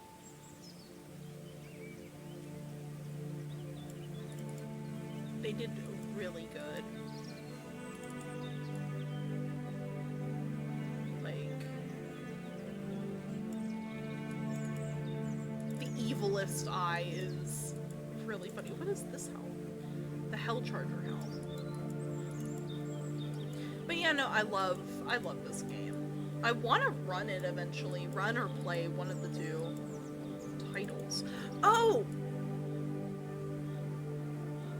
Right! There's a title system too. Titles are special benefits earned by heroes through adventure and mighty deeds. Heroes must win titles, sometimes individually, sometimes as a group, by accomplishing heroic tasks. Titles are the record of a hero's accomplishment, forming the basis of the stories told of them in taverns or whispered in the halls of the mighty. Each title comes with a new ability or other special benefit. By earning titles, heroes gain a unique set of capabilities that sets them apart from other adventurers. And, like, essentially, these are kind of like another feat, in a way. Okay, yeah, no, these are actual feats. Whereas the perks are more like a separate type of it, where it's just like a boon that you have and can get. These are proper earned feats from doing stuff great. You actually have to have like prerequisites and stuff, and I really like that. I really love that. Ancient Lore Master, find a trove of forgotten books. And you choose one of the benefits. Leverage, rare books, or Soras's Codex. And pretty much it gives you some kind of ability. Like rare books, you add rare ancient books to your collection whenever you undertake a research project. Roll a 1d6 for each dead language you know, and add the total to the project roll. And there's a lot of abilities actually very similar to that. But yeah, you get bunches of different abilities and additions to your stuff. I love this game because it makes you feel better about reaching out and doing heroic stuff, going and saving people, going and doing epic heroics. It does say that it's harder to play a villain type character in this game in particular. I think it's because it does reward you doing great deeds. And the game, the Drawsteel, is very much based off of epic heroic fantasy. So if you want to play a villain, this might not be the system. Ow. I smacked my hand. If I had hand tracking, my hands would be all over the place. But I really like this game because it does bring out that heroic fantasy. If you don't like if you want to play a villain, this might not be the system for you. But I do think that it holds true that fantasy of going and fighting a evil god or a evil necromancer king, because yeah, no, it's really cool.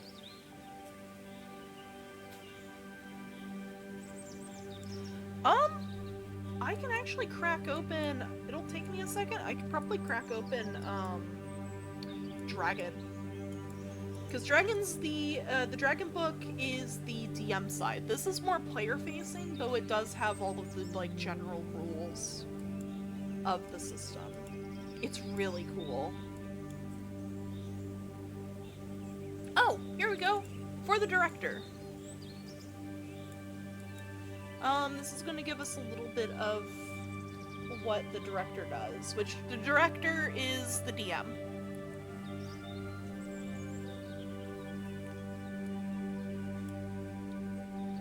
It even has a thing for first time running the game. Campaign pitch, gameplay breakdown. Does it have in particular...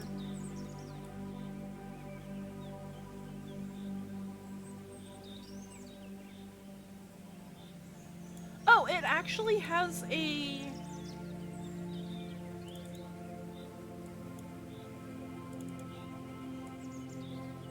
overview thing for running your own campaign, like as an example.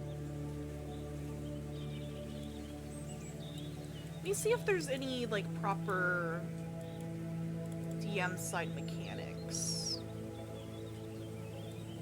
Looming threat. Hi Nightwolf, welcome my guardian wolf. How are you today, hun? Echelon,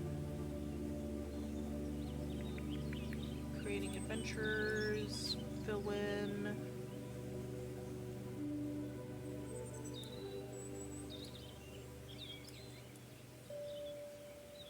villain sins,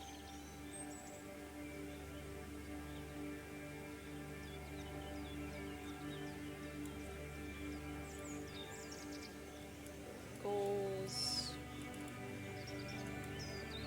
From what I understand, DM facing, your goal is to... Oh! NJ! Heck yeah! Was one of those kind of days. Ugh.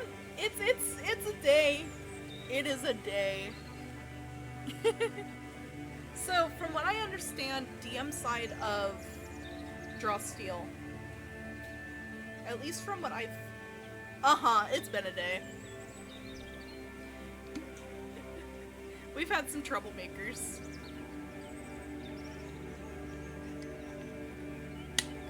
But, not right now anymore.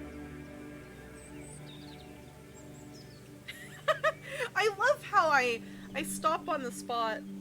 Is it showing? Yeah. So it's showing on here. The stealing is encouraged. Section. Oof. It's luckily not that hot right now. Another frog. Let me grab the frog.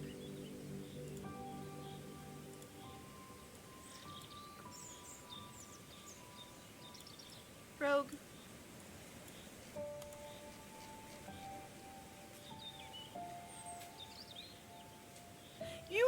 not the biggest troublemaker in my stream, Nightwolf. You are cool as a cucumber.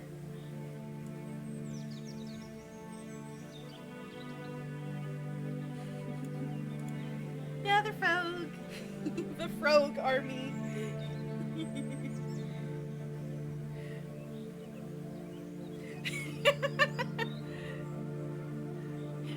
More frogs. I might make the frog emote big, mean, scary wolf. You're not that mean. You're a sweetheart for the most part. Frog Momo. That would be so cute! Oh! Oh, I did get a new, custom model. I still need to finish setting it up. But I could make a, frog toggle. I could make frog toggle. The Void model. Oh, no, not the Vroid one. The Vroid one is going to probably be mostly for, other stuffs. Well, hang on, I got notifications.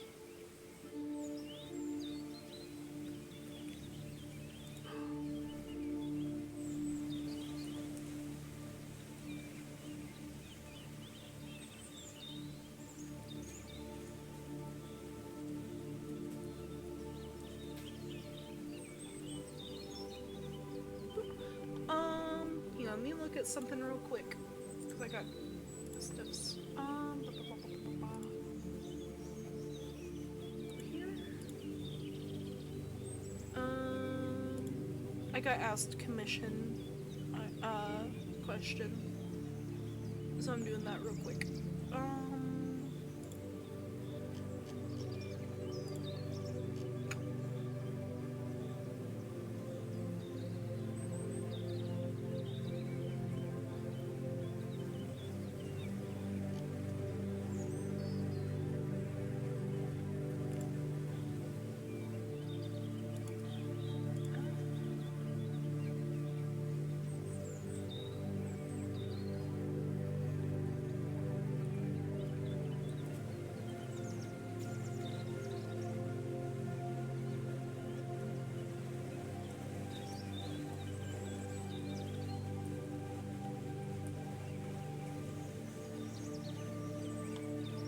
Here we go. Oh my gosh, I have so many.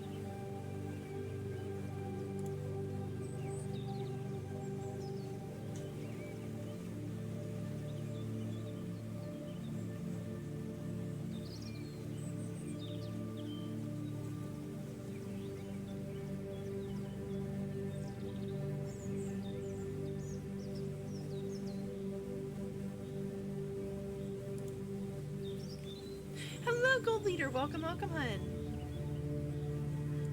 Yeah, I opened up Discord for the first time since starting stream, and oh my gosh.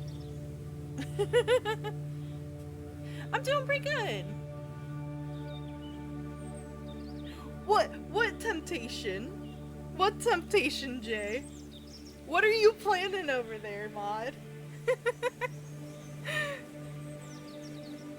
The 2-hour burgers. Culver's is so good. Culver's is, oh, I love Culver's. I wanna ask partner if we can get Culver's sometime this week. Yeah, no, understandable. Having to drive to a whole nother state isn't worth it. Hey man, it's like, I think it's like, hang on, actually let me look. Let me look where the nearest Zaxby's is from me. Because that's one that I've been wanting for a while.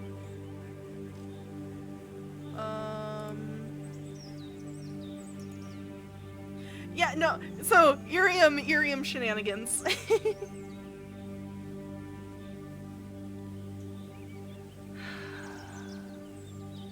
It's in Indiana. It is a 3-hour drive. 3-hour plus drive to get chicken.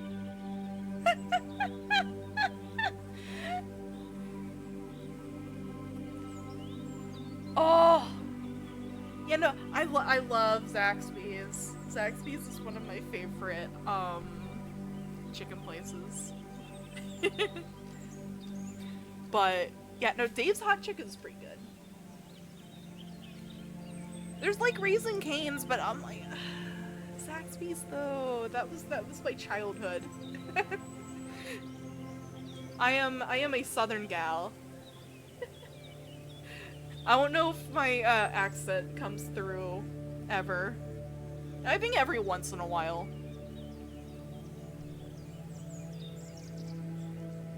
I don't care for raisins.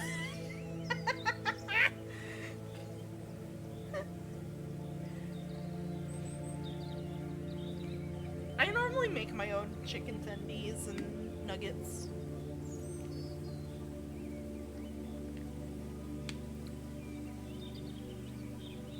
I feel like I do pretty good. I need to get more, I need to get more chicken breast tenderloins things. You know, I cook a lot at home. I don't, we rarely go out. We go out to eat maybe once every few months. Call them Momo games. Momo's chicken. Ooh. Spicy. Yes. Man, now I want to make chicken. Well, I want to make chicken tenders. I have chicken in the fridge. That is cooked. It's meal prepped from last night. But I want fried chicken. Like properly fried chicken.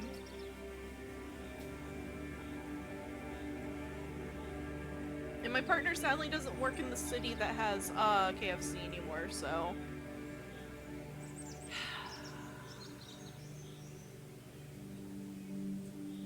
yes, I have. I have been drinking my coffee. It's now watered down because of thing. Oh, thank you for the boba. Let me take a sippy. I actually opened my cup to take a sip, so I'm gonna take 2. There we go. Yeah, I started my stream with overfilled cup. Now the coffee's almost gone.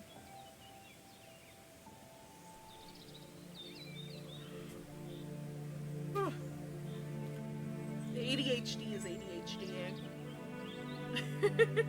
Coffee making me tired. Let's see here though. Denying aid. I will say this is a very... So, I think the final thoughts I have on Drawsteel as a TTRPG, outside of trying to find the thing outside of, you know, typical DMing things. Welcome, kind banana. Welcome, hun. We are going over Drawsteel, a TTRPG based off of heroics and such like that. Also, hello, one and only. Welcome, hun. I am MomoYumeko, magical girl in training. I do cozy streams, TTRPG streams, and gaming every day here. Not every day. Over here on IRIAM, and a few days a week over on Twitch. Today is our Roll Your Die, which is our TTRPG segment where we go over niche TTRPGs or newer ones. And today is Drawsteel. Power is cheaper than a few days. What do you mean by that? I rolled my die and got a 3. Well, I mean, you still do something. It's just not the best. You don't fail, though. I love Drawsteel. I love that that's an actual thing with Drawsteel, is, so, some dice mechanics for Drawsteel.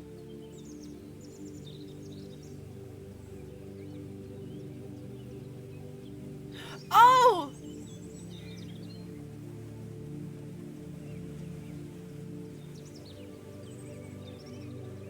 I'm not sure what that is. Yeah, no, my D&D days are normally, they're throughout the week. Hi, King Morpho. Welcome, welcome, hun. I am MomoYumeko, magical girl in training. I do cozy streams, TTRPG streams, and gaming over here on IRIAM, and a few days a week over on Twitch. Welcome, welcome. We're doing my D&D segment, which is roll your die, and we're going over Drawsteel. I'm talking about that a little bit.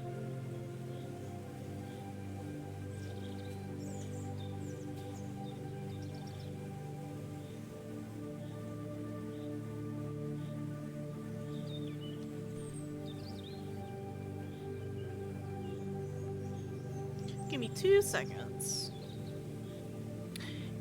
66.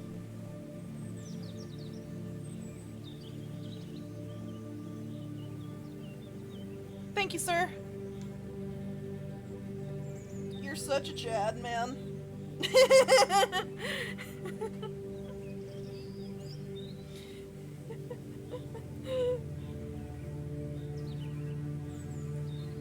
Thank you! Yeah, no, my model mama did really good.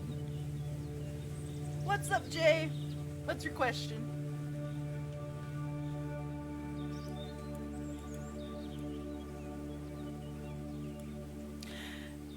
Jay, I crawled up from the deepest, darkest parts of hell.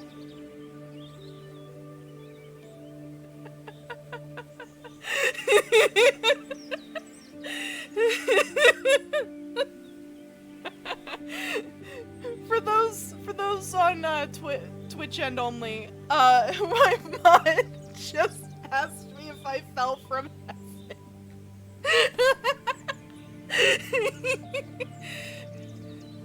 Well, considering the fact that my mom is Satan,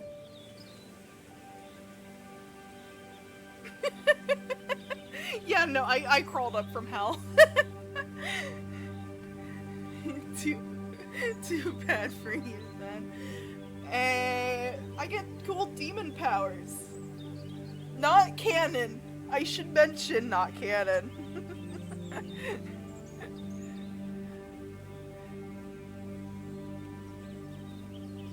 Hello, AutoGD. Welcome, welcome, hun. I am MomoYumeko, magical girl in training. I do cozy streams, TTRPG streams, and gaming over here on IRIAM, and a few days a week over on Twitch.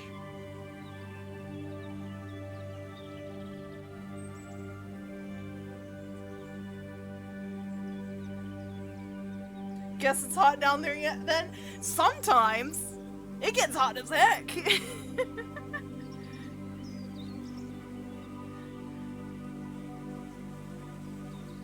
Yeah, welcome. This is our TTRPG go-through stream.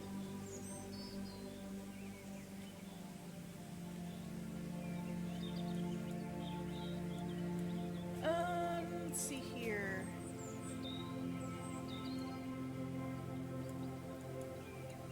I'm actually looking. Oh, hazards. Oh, 101 degrees outside. I should say that's in freedom units. For anybody that's not American.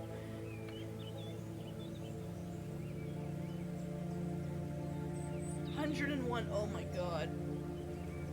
It is currently 55 and cloudy here. I am happy. It's saying that it's going to be getting hot.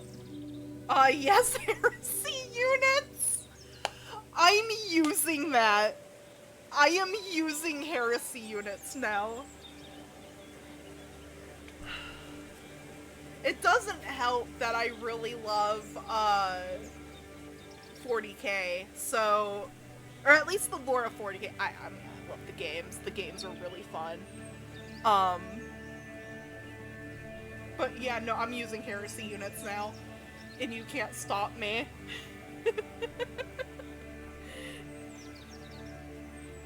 Another frog! Let me get the frogs. It's beautiful. I'm sharing that with my partner too when they get home. I'm just gonna grab a random frog. Random frog. We'll grab the black frog.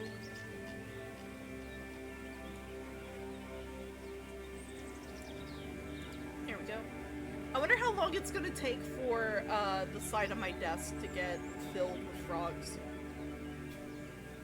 I'ma be a new item on the Red Lobster menu. Yeah, no, brother, you are going to be roasty toasty. But yeah, no, it's currently 55 over here in heresy units. It can stay there. Hang on, actually, I'm gonna look. Yeah, it's 55 in heresy units right now. It can stay there. I hope it stays there. It's not. Once tomorrow it's gonna be in like the 90s, the high 90s, and I'm going to slowly be turning into a raisin actively. I have a feeling. I have that sneaky suspicion. So tomorrow might be low energy, playing some Final Fantasy XIV. Or Monster Hunter. It depends. We'll see. I'm not looking forward to it. I will cry.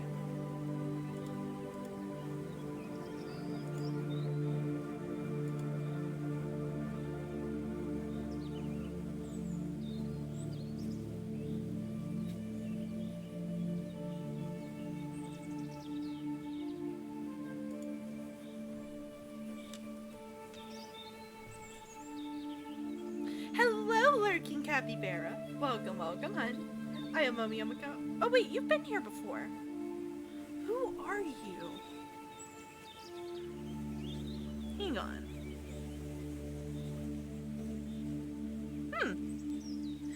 I don't recognize you, but welcome either way. Also, I love your name. Lurking Capybara is cute.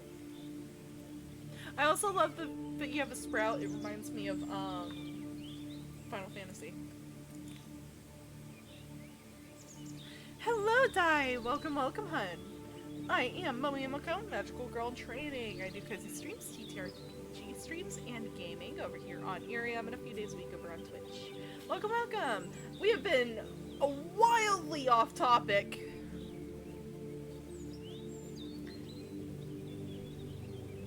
AJ66.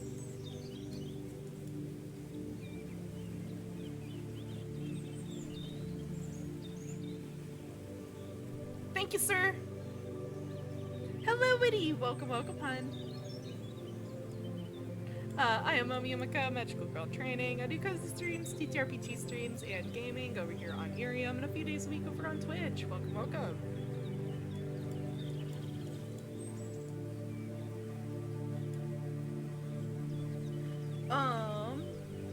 So I'm trying to figure out the hazards. Yes, what's up? What? What?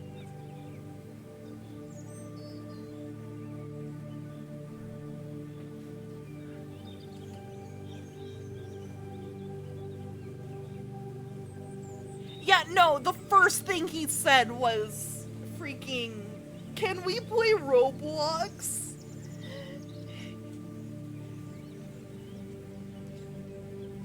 please play Roblox with me?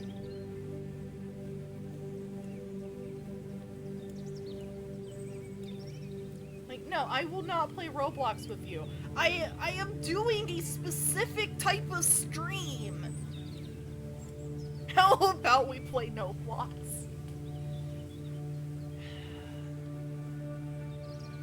I've already had my crash out for the day. I'm not allowed to have another crash out.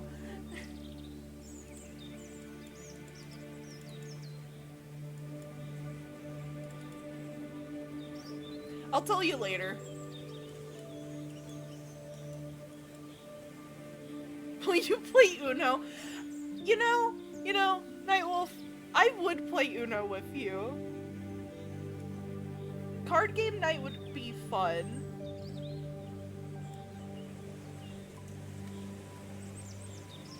One of these days I want to get, there is an Uno game that you can play.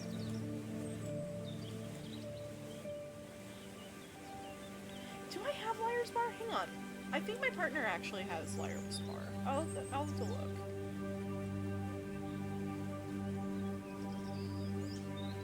Let me look. We do! Wait, Estrella, are we friends on Steam? So you're allowed to friend me.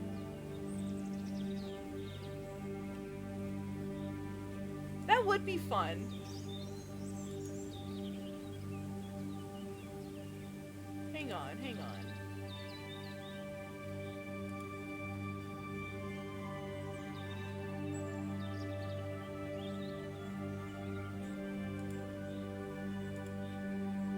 Hang on. Let me copy. There we go. Are you in my DMs? You are in my DMs.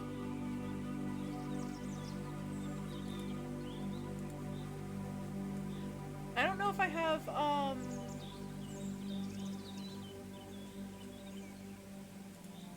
don't know if I have my...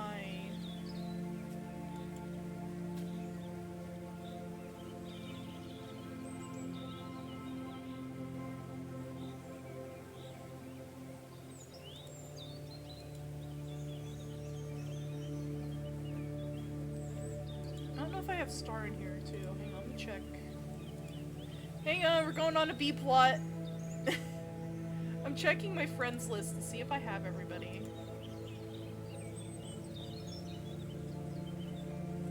Hey Star, are you still in here? Side quest!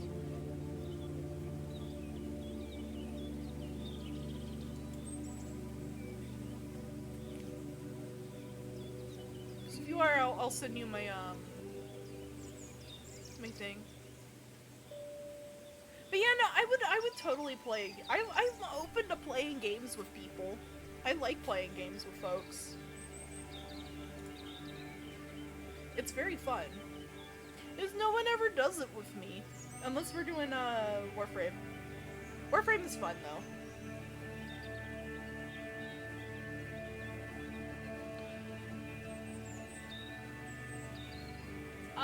I just know that you're older, you're a bit older than me. I think you've told me your age. I just can't remember it off the top of my head, but I do know that you're older than me. I'm meaning that in the most endearing way possible.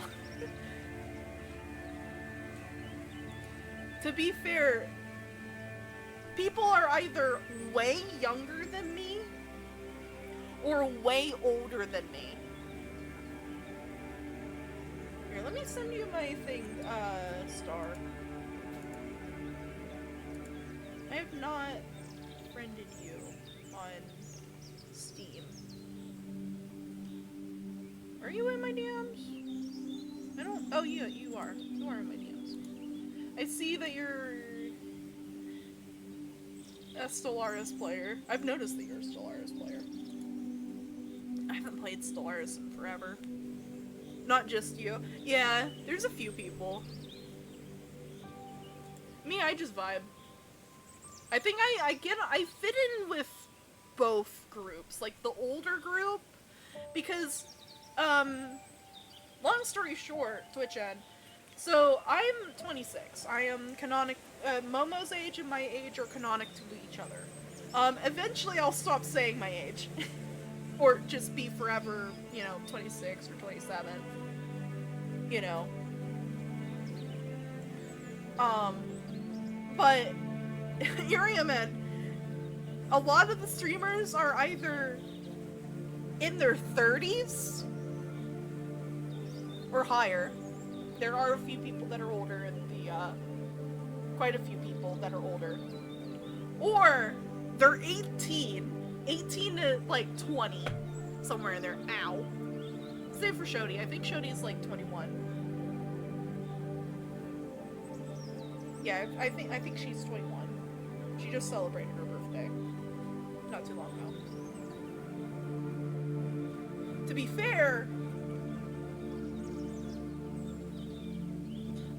I know Ron is older.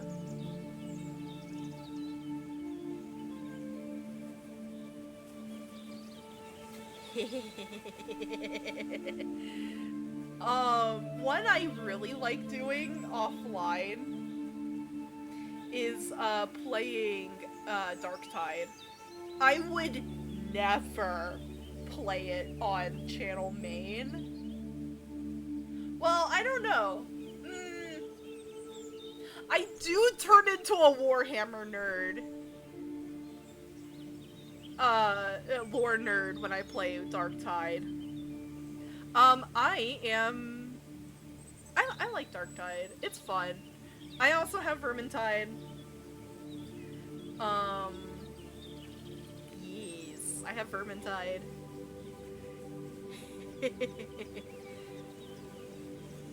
Vermintide's fun. I really like it.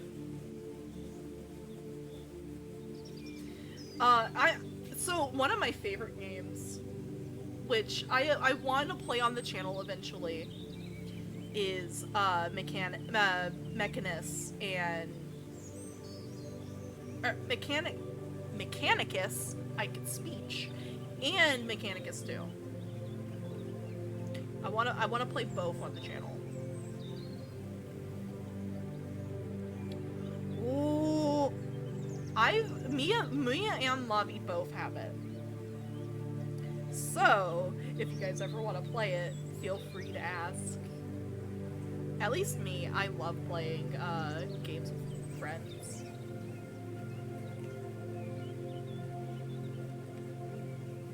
I'm notoriously bad at both Vermintide and Darktide, I should mention, but I have fun.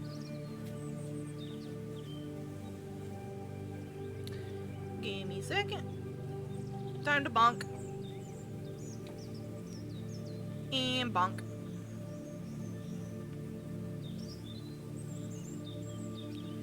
Bye-bye, bot. Bot squashed. But yeah, no, I love... That's another TTRPG I want to go over, because I've never actually went and looked at Warhammer. Like Rogue Trader style Warhammer. Yeah, I squashed the bot.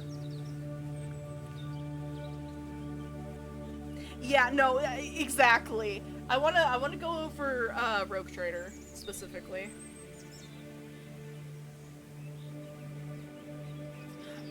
Yeah, no.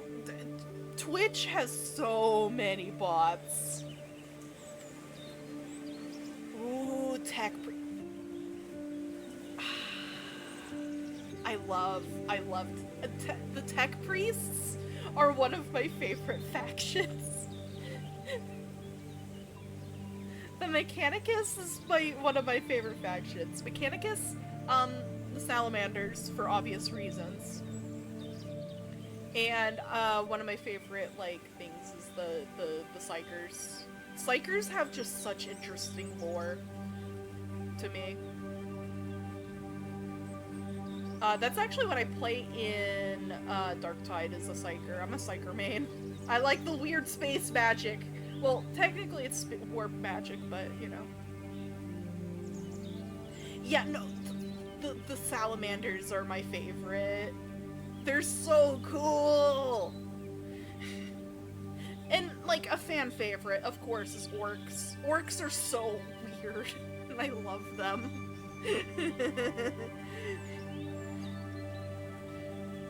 You know, I'm a sucker for 40k.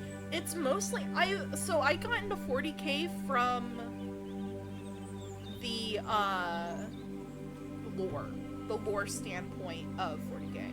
Also, I played, like, Space Marine way back in the day. That was my first interaction with 40k, and I didn't even realize it was 40k. Like, when Space Marine 2 came out, I'm like, wait, hold up. That was a 40k game? That was, like, the most metal stuff I have ever played. What? I absolutely love 40k. To bits. I like playing a bad, freaking cool as heck Astartes, or even just interested in, like, the rogue trader bit of just playing somebody trying to live in this world. It's so good. I love it.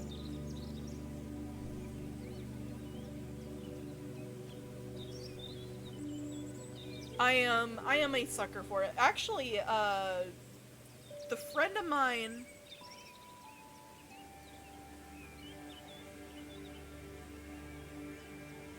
Ooh, I like that, yeah.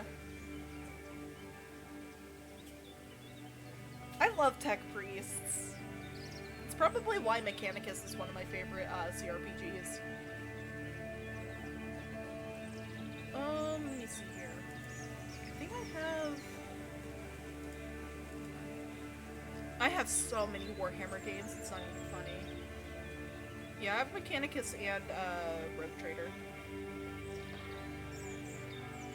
I might play Rogue Trader next, depending on if I end up whenever I finish Monster Hunter.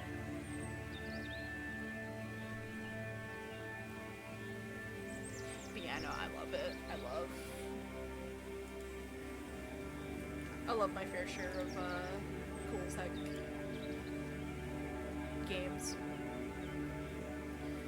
I wanna play in a Warhammer game, but so many of my friends don't run Warhammer. Also, hello, Liv! Welcome, welcome, hun. I am MomoYumeko, Magical Girl in Training. I do cozy streams, TTRPG streams, and gaming over here on IRIAM, and a few days a week over on Twitch. You joined my Roll Your Die, segment that I run on Saturdays, where we go over TTRPGs, or just generally yap about TTRPGs. I'm actually going to swap over to my chatting stream, because I don't know how much more, stuff, and also it's almost 7, so I'll probably be winding down stream for the night. But we can yap in the meantime. There we go. But yeah! Yeah, no, I love Warhammer. It's so good. It's such an interesting world, too, because it's unapologetically over the top, if that makes any sense. Like, you can't take the setting seriously. There's no way that you can take Warhammer seriously. It is such an over-the-top grimdark setting. What does biromantic mean? Okay, so I like both men and women, but not in a sexual way. That's pretty much the, that's what biromantic means.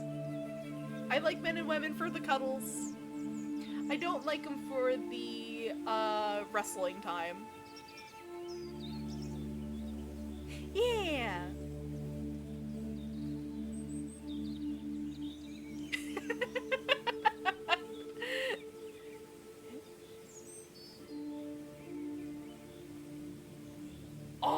would be cool.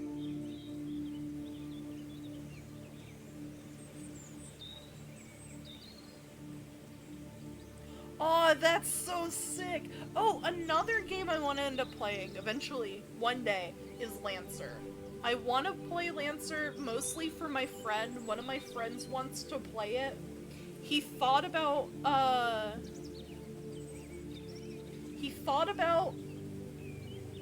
running it, and then was like, I'm not too sure about running it, and got cold feet, because it would be his first time running a game.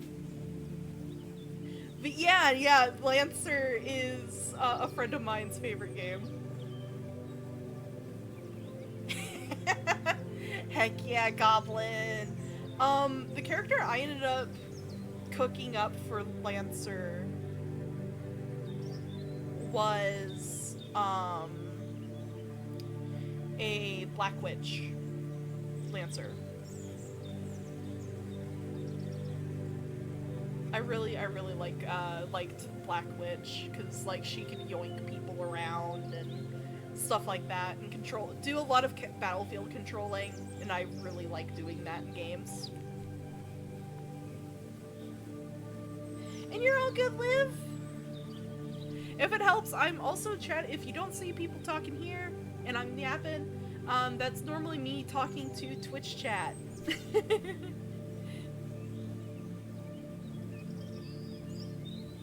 But yeah, no, I love different TTRPGs. I mentioned Monster of the Week earlier. If you like more of, like, Buffy the Vampire Slayer or stuff like that, I definitely suggest looking into Monster of the Week.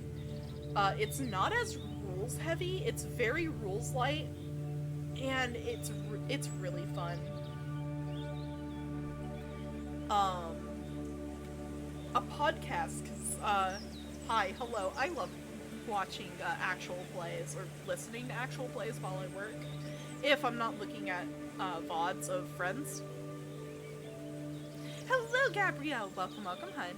I am MomoYumeko, magical girl in training. I do cozy streams, TTRPG streams, and gaming over here on IRIAM, and a few days a week over on Twitch. I've got a wide list of characters used across so many systems for masks. Ooh! Yeah, no, so I have a friend that actually plays masks. Oh, nice! Welcome, welcome, everybody!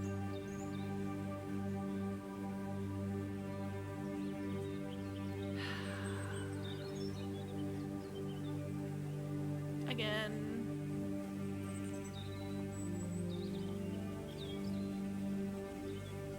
Hang on.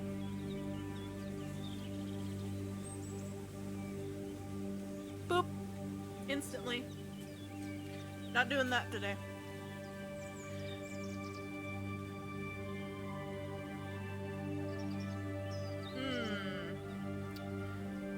Real quick, Gabrielle. IRIAM is a PG-14 area. May I ask how old you are?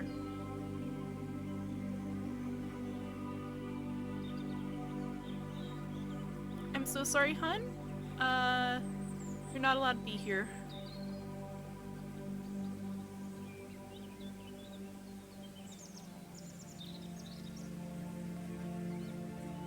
Oh! Beat me to it! Hello, Isaiah! Welcome, welcome, hun. I am MomoYumeko, magical girl in training. I do cozy streams, TTRPG streams, and gaming over here on IRIAM, and a few days a week over on Twitch. Welcome, welcome. I don't even know. I've lost count. You're good, Jay.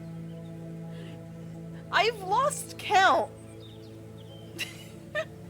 Yeah, no, I stole that from somebody. Our resident, opossum demon lord. Oh, they were gonna leave too? Yeah. It's all good. Yeah, nah, I'm gonna start doing that with, if I suspect someone, I'm gonna say that this is a 14 plus platform, to let me know, like, how old they are.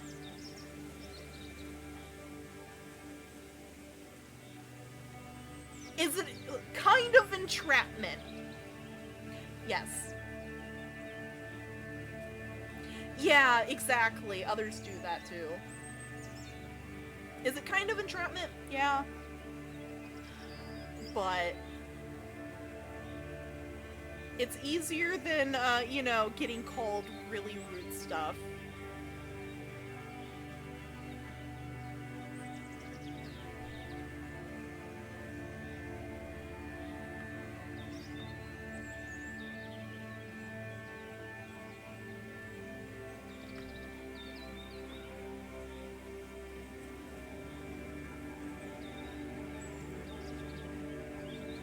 Hello, Livy. Welcome, welcome on.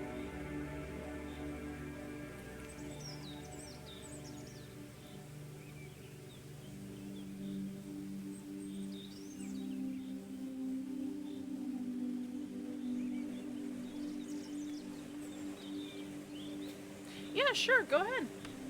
You can tell me it's something.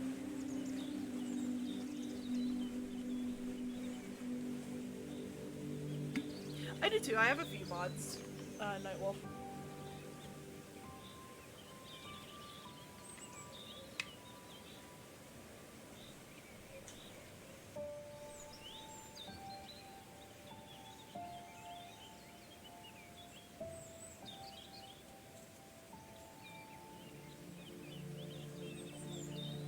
Holy heck! Holy smokes, Nightwolf. That's a lot. When Twitch chat is more behaved than other chats. Star Astrea.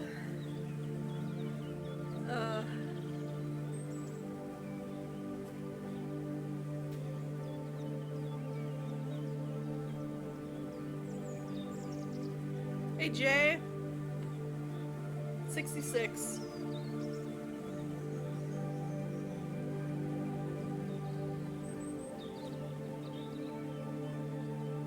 Thank you, sir.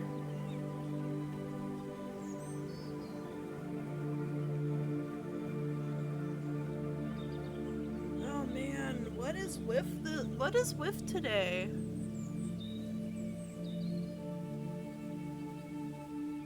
Hello, Lexi! Welcome, welcome, hun. I am MomoYumeko, magical girl in training. I do cozy streams, TTRPG streams, and gaming over here on IRIAM, and a few days a week over on Twitch. Welcome, welcome. Yeah, it is summer vacation.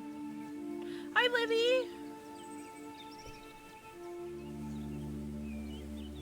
Also, I know that your profile says not to ask your age, but, I am supposed to ask with how old you are. If you are a child.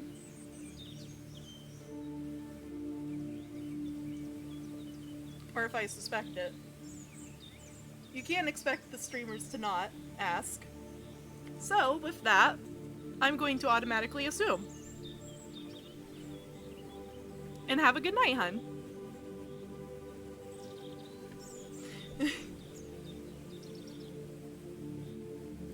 Because we're not doing that tonight. Brother, why is Twitch more behaved?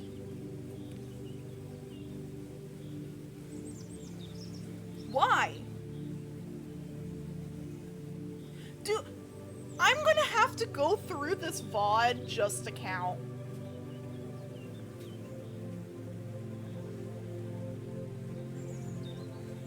Because it's us. Yeah, no, true. Twitch is normally just kind of vibing. Since you've been here, it's been more like, I think, 6? Yeah, no, Astrea, you are a chaos gremlin, but oh my gosh, the hurts. 6, actually, yeah.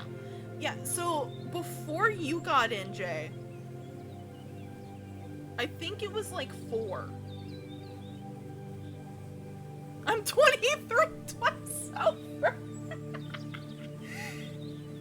Yeah, no, Nightwolf over here is the more responsible one of us.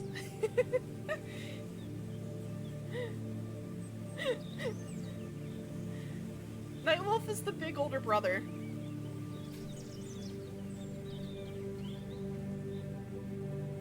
That's why I call you my guardian wolf.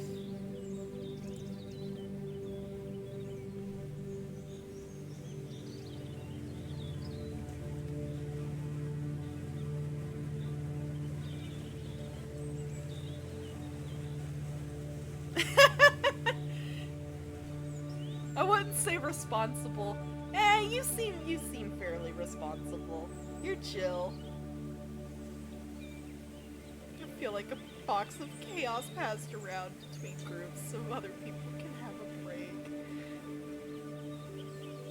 I would joke about sharing the burden, but that would make it sound like I don't appreciate your company.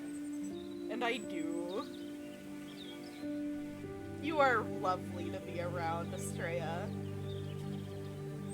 I do too. That you can still be responsible and respected, even if you're joking and teasing. It's very based. I'm gonna see if anybody is streaming right now. Let me pop over into Twitch end.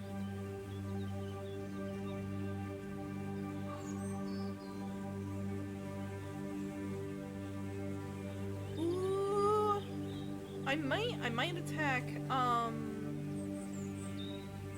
Brutus. They're streaming on Twitch end. I am gonna go use the restroom real quick. I still got some time in my tank to be able to yap more. So I'll be right back. I gotta go pee. So I'll be right back.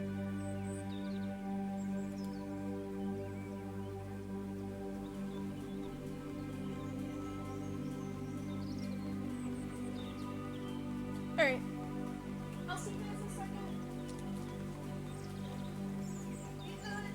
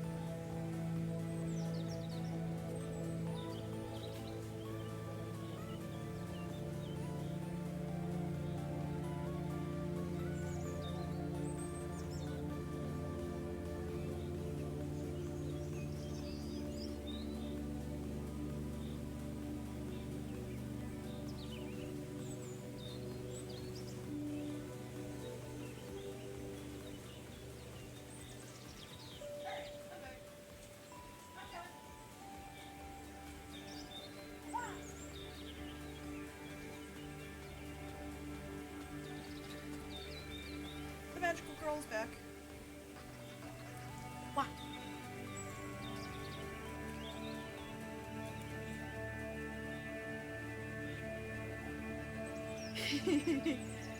Estrella, you are loved. So much.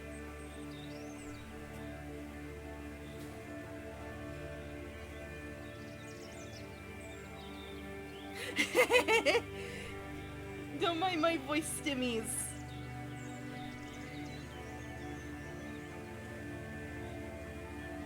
Pretty soon they're gonna need an archaeologist to decrypt the aging of my skeleton. Oh my goodness, y'all. Yeah, no, that's why, like, I've mentioned, if I had hand tracking, oh dear god.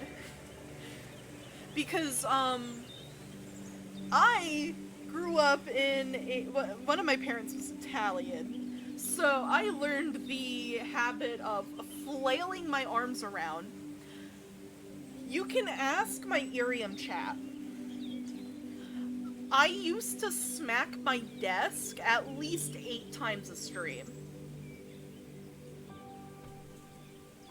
because of how much I flail my hands about. Because I kind of keep them in my lap, but I made my chair a little bit shorter. So I don't smack my desk as much. I do sometimes still smack the microphone though. So if I do my hands flails and smack the mic, I normally apologize. So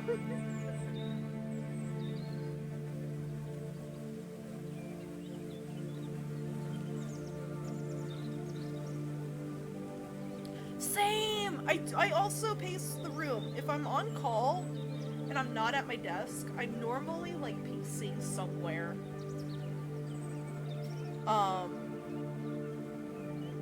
But to be fair, also odd ADHD, so yeah, among other things.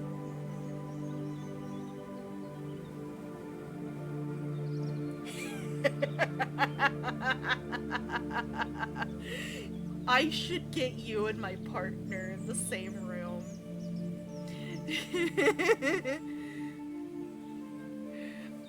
I would love to get you guys in. I need to get you guys to meet Partner. Partner is our main DM. They are often, if my streams go long enough, Partner will get home. And sometimes they're home when I stream. They normally go outside so they can yap to friends.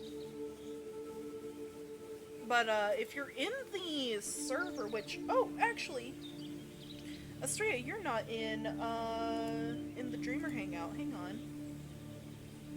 You are a Twitch streamer that I know that is 18 plus, so let me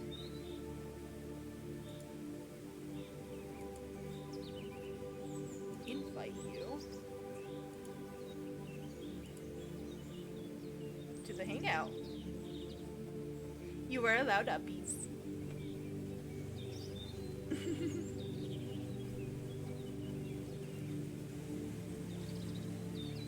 Yeah, I make my the Twitch end of things more of like an invite only for the Discord, just so I can make sure that you're good.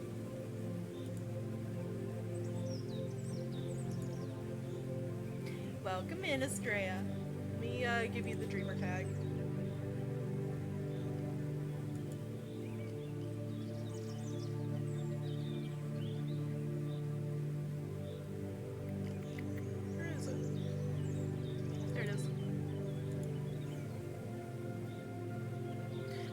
But yeah, no, so if you ever want to chat with Partner, ever, I'm pretty sure they'd be fine with you sliding into their DMs. It's Gender Plasma. That's my partner.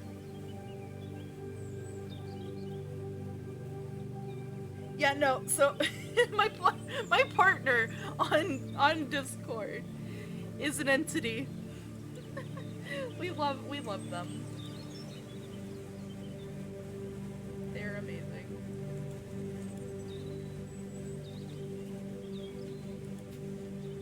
I have a couple IRL friends in the Discord because we just kind of vibe. If you ever see Overcast in here, Overcast is a really good friend of mine that isn't really into VTubers, funnily enough.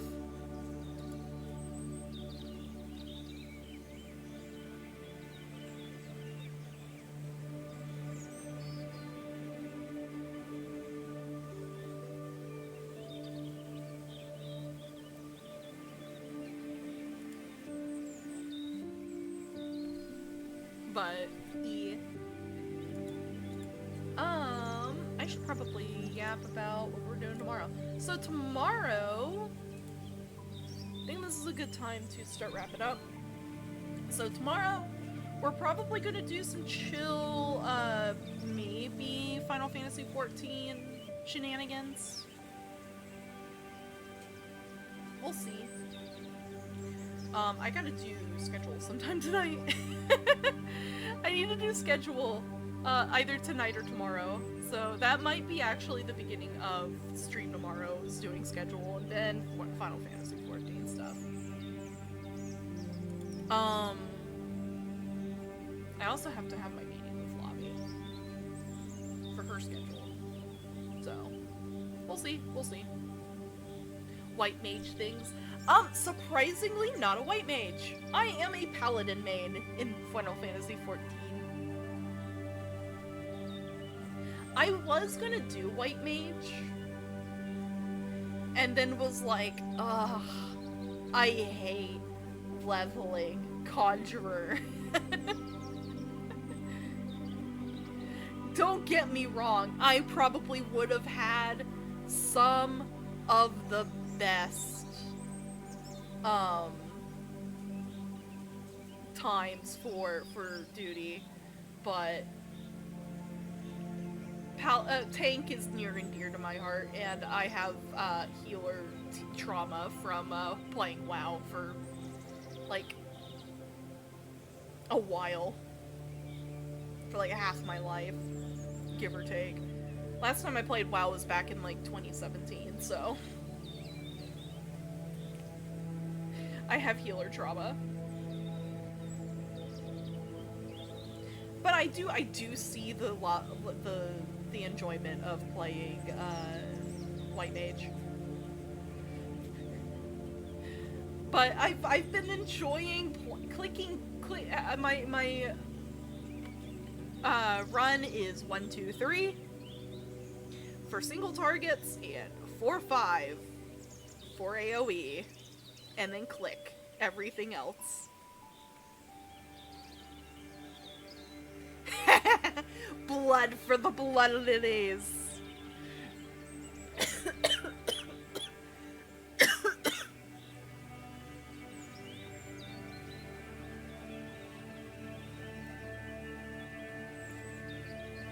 Fabula Ultima. Ooh. Oh, because we're pretty much done with Drawsteel. Tonight we can actually chat about that real quick. What kind of games do you guys want to see? So I normally do a poll when we're done with a game or a TTRPG and let the community choose what we want. I'm gonna refresh the poll because we had a few of them. Here we go. So our last ones, of course, Drawsteel 1 was Scion, Mongoose Traveler, and Sigil and Shadow. We'll probably refresh. I'll probably do Scion. I want to add in Anima, if I can find an English translation of Anima. I'll probably add Fabula Ultima in. But if you have if anybody has like a fourth one, I could probably keep Sigil and Shadow in too.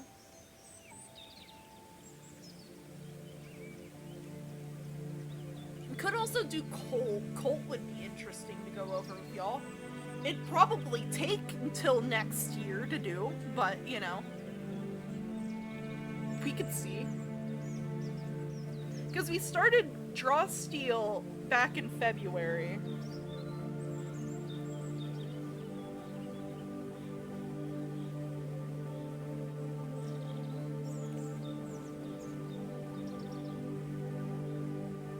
Yeah, no, there are so many good ones.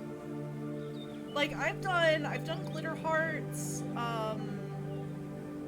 we went over Cyberpunk 2020 and another one.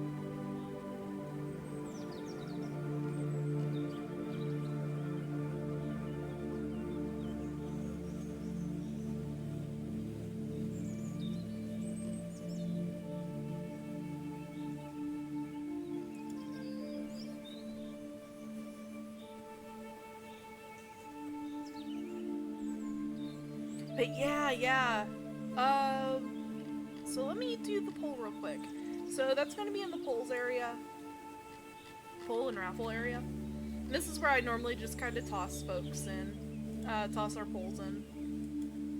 So let me create pull.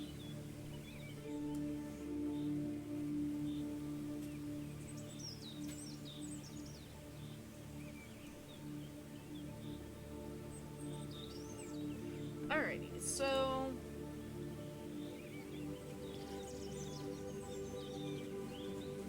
can you give me a brief description of what Fabula Ultima is?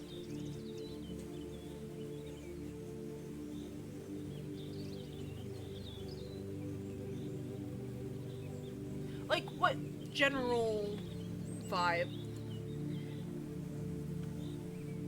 Because I normally put down, like, if, what kind of, if it's, like, urban fantasy, or, more anime adjacent, stuff like that. Sci-fi. So Fabula Ultima, Anima,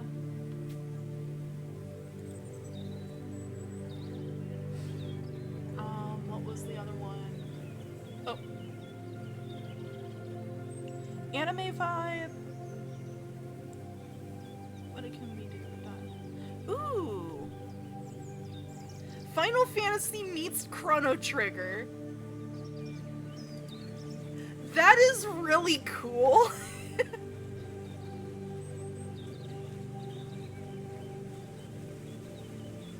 I'm gonna use that.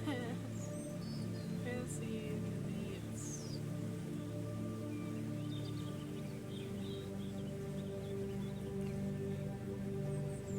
Chrono Trigger. Here we go. Anima is very similar to that, funny enough.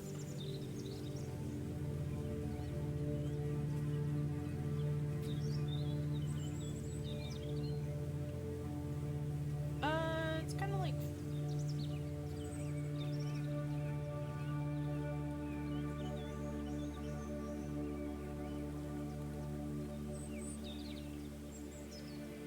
ooh, sick, heck yeah.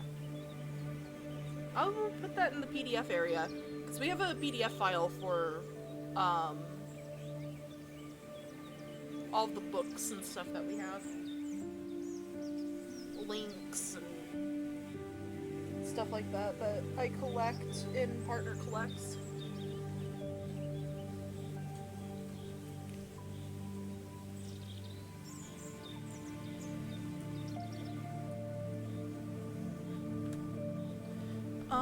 Anima. What was the one I was thinking of?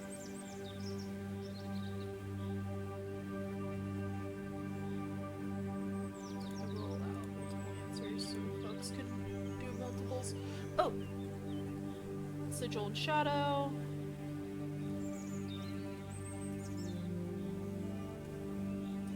Urban Fantasy.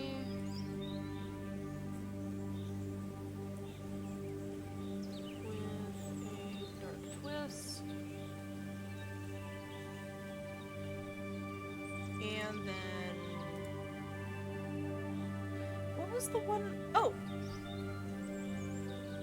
no, yeah, Scion.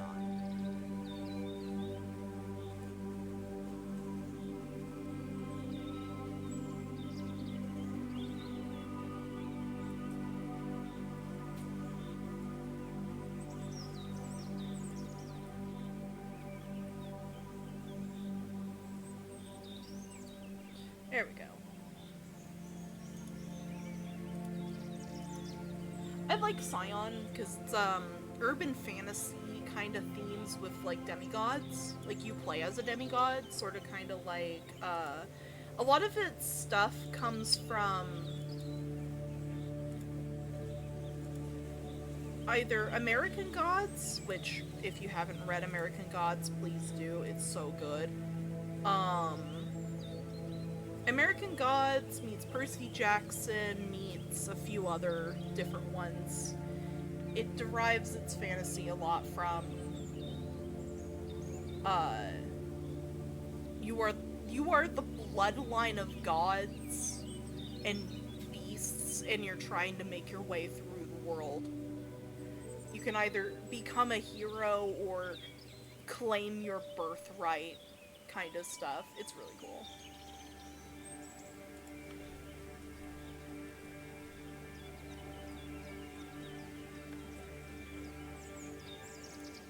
We're going to leave it open for a week.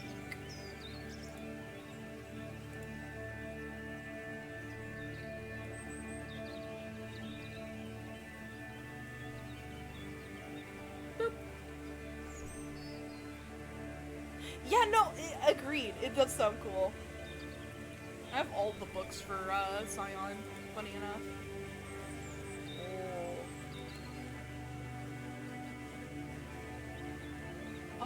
The artwork also looks so good.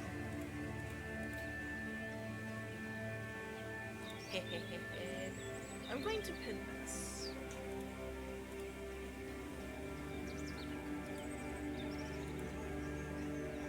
There we go. Also, Kingmaker spotted. I like Kingmaker.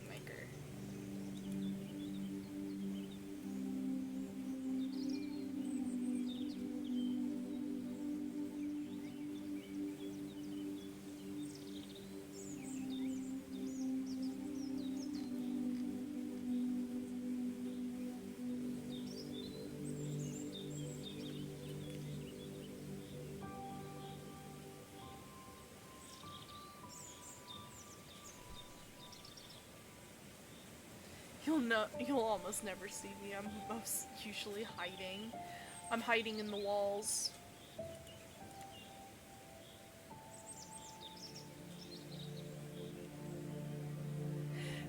The Quantum rises from his slumber. In my DMs.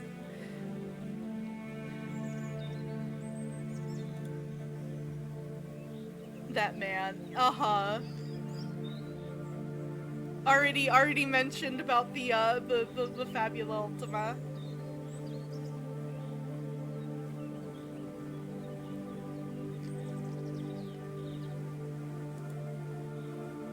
Holy heck, we already got 6 votes.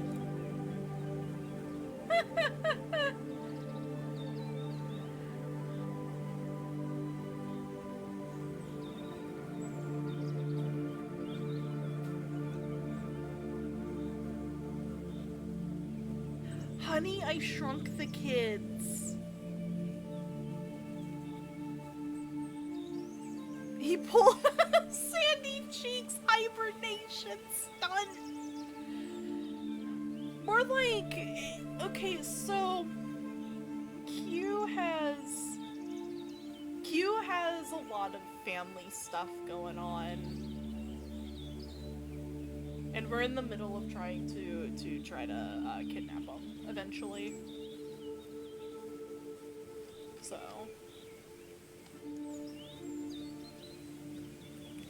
yeah, he's going rough patch. So that's why I've been a little lenient on them joining me.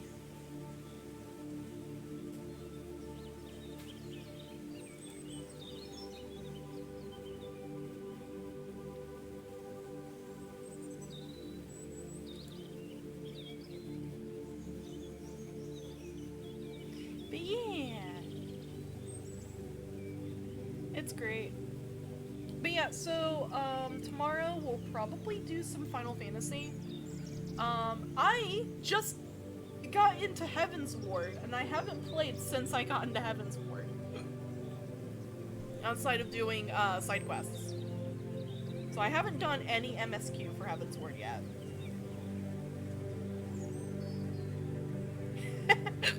I have hiccups now. Oh no. Oh, Endwalker. Heck yeah. Yeah, I just started Heaven's Ward. I got out of ARR prison. I'm so happy. I'm officially out of ARR. It's only been a year. To be fair, I've been playing it off and on, so.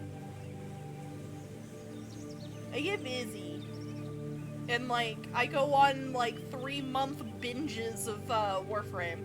So, you know, that's the only game I play for like 3 or 4 months. But yeah, no, so tomorrow, I'm probably gonna work on the, model tonight. Yeah, I'll probably work on the model tonight so we can have it set up for tomorrow. Twitch only tomorrow? It depends. It is Sunday, so some of them might be in church. I hope not. I don't want it to be Twitch only, but I will probably have a limit on IRIAM end, depending on how many kids join IRIAM end tomorrow. I might end stream early on IRIAM end. Just because I don't want to deal with it. I don't want to keep on pausing stream to ban children. But, I mean, hey, at least, Jay, with me also streaming on Twitch end, it makes the ban easier if it happens. And you don't run into your phone catching on fire.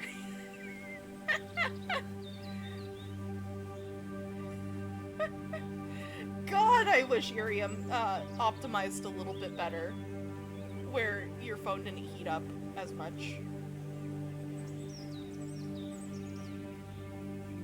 There is that. Yeah, no, I agree. Also, you can do the sillies with us. I don't know if you can see how I look on Twitch end right now, but yeah, there's pros and cons for both. I definitely agree. Like, I like how close IRIAM chat is and how quick and responsive it is. Yeah! You are free to join me either end, Jay. You're a good mod.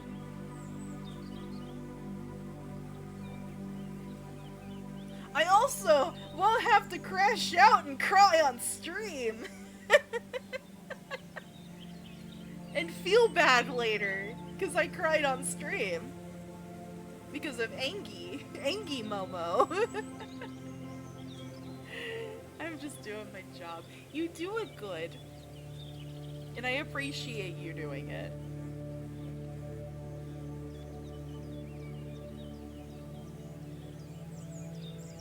I will sleep. I have work to do, but I do sleep.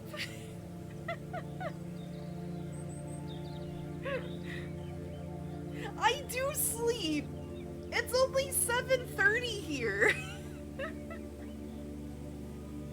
Why are you pointing and staring at me? I do sleep. I've been trying my best to go to bed at like maybe 3 or 4. Yeah, exactly. That's why I have my clock. So you guys can see my time. Yeah, I've been trying my best to go to bed at 3 or 4 o'clock in the morning. Because I'm very productive at night, funny enough. And then I get up at about 11:30 to 12, sometimes 1.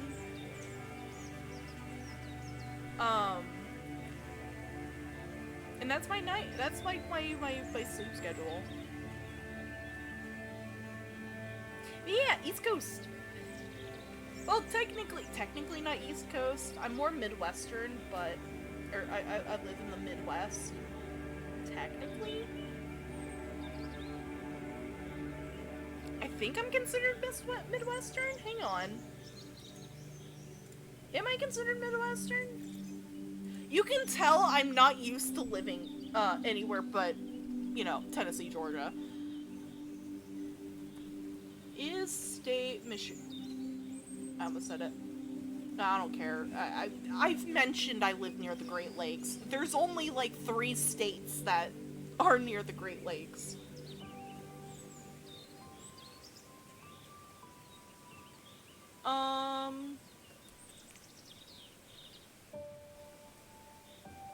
Oh wow, I can't spell today.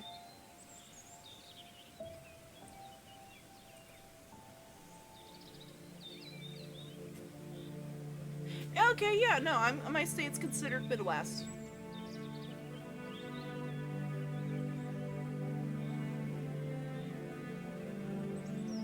Good to know.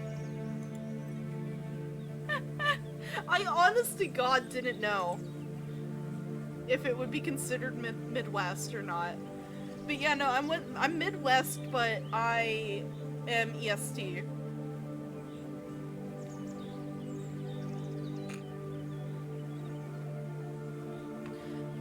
Which, thank God.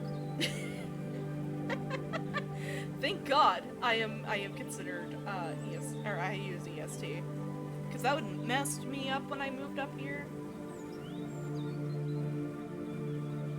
Because I've lived my whole life on EST. Because I'm from southeast Georgia, or northeast Georgia, southeast Tennessee. I am from the middle of BFE.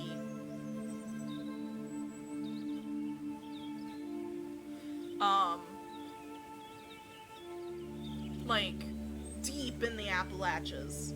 There's a reason, if you like horror, there's a really good podcast called Old Gods of Appalachia. I've mentioned it before. It's one of my favorites. I love that podcast. Check it out. I've actually went through it and I'm like, wait, I know where that is. Because it's a horror anthology. It's in like a alternative, United States. Like an alternative our world. It's really good. I love it. I listen to it a lot when I'm doing work. So if you ever see my Spotify pop up, I'm more than likely listening to Old Gods. It's one of my favorites. Old Gods and White Vault. Those are my favorites, and White Vault just ended. Rest in pieces. I was not that satisfied with the ending of it, but to be fair, when are you ever satisfied with an ending to a good podcast?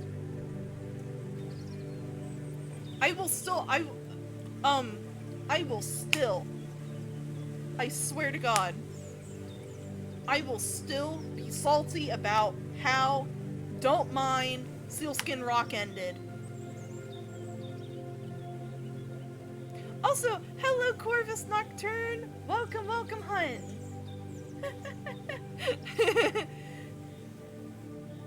Oh yeah, that's another one I want to look at, is the Old Gods of Appalachia TTRPG one day. I'm doing pretty good! We're just vibing! Hi, I do be farting. Welcome, welcome, Hun, over on IRIAM end. But yeah, no, I love my horror podcasts. Oh! Obituary Writer's also a good one. It's kind of a comedy kind of podcast, though. Horror podcast. Of course, like Magnus Archives and all that. I love those too. But, what actually got me into, Monster of the Week was actually, the Adventure Zone. The Adventure Zone was what got me into, Monster of the Week with Amity. Or Enmity? Amity. Yeah. Hi, do brothers! Welcome, welcome, Huns! I am MomoYumeko, magical girl in training. I do cozy streams, I can speech. I do cozy streams, TTRPG streams, and gaming over here on IRIAM, and a few days a week over on Twitch. Welcome, welcome! We're kind of winding down stream now. Just kind of yapping. But yeah, no, I wanna do a quick once over. Momo's like the big sister we all wanted. Aww, thank you, Estrella. I didn't. Do I give off big sister vibes? Am I big sister coded?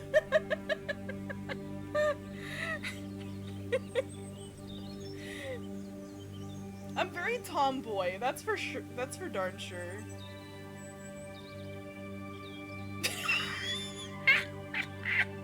Lovey gives the mommy vibes.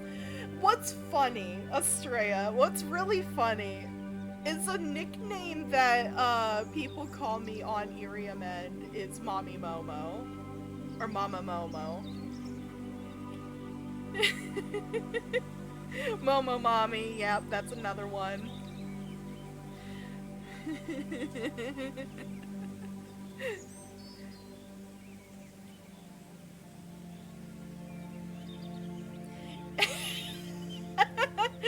Emo mommy. Oh yeah, Jay, did you see my post in the mod comms? And the horrors of yesterday? There's a reason why I crashed out today. You should probably go check it.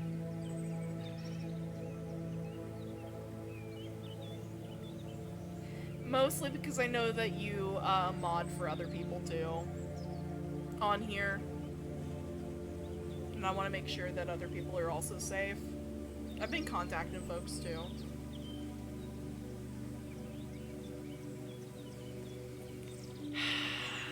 What didn't happen? Estrella and Star got to witness me go, you know, get into my sassy mode. Someone came, a child came in here and was saying things that I dare not repeat on stream.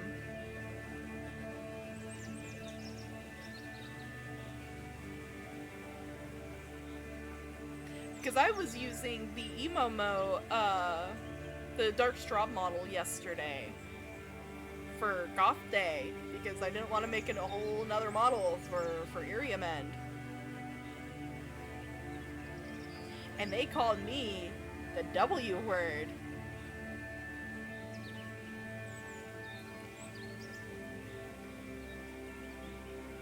Yep. W word, the B word, a few other things. In a way that got past my banned word list on IRIAM. That was the first thing they said to me. Yeah, no, so if you guys don't know, I have about 80 words banned on IRIAM.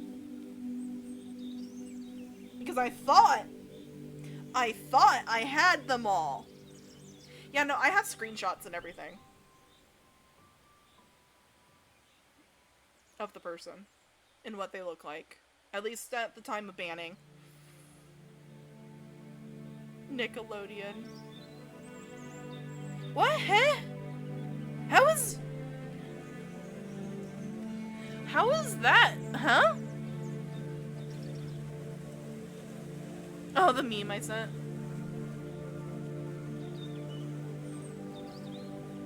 Yeah, let me look. Nick.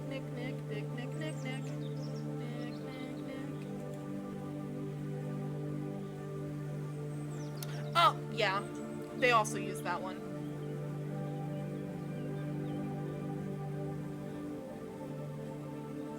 Oh no, I was saying Nick. Nick. It's the real...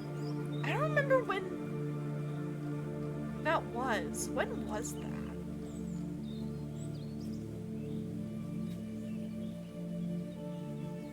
When was the Nickelodeon thing? The only W word we use is wholesome, and the only B word is beautiful.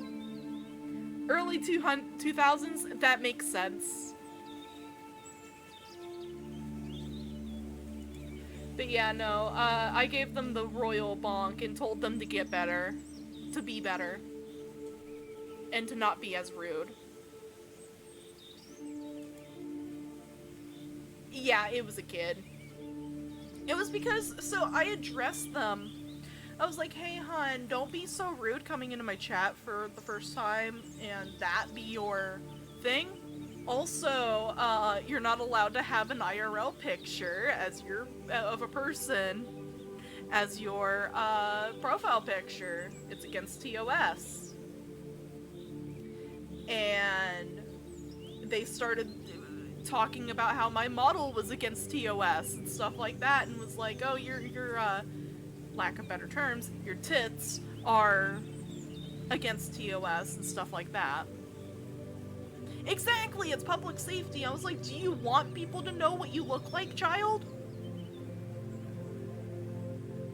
Yeah, no, I was so mad. I came close to ending stream on IRIAM as soon as that happened, but that happened at the beginning of IRIAM stream, and I would have felt bad.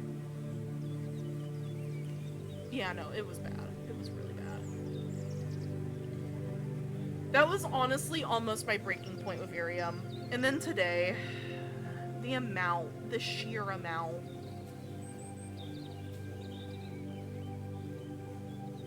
I swear, I have 18 plus on my profile, and I think it attracts them. At least I haven't had the lobby thing of getting asked to ban people. Which, if they ever ask to get banned, just do it.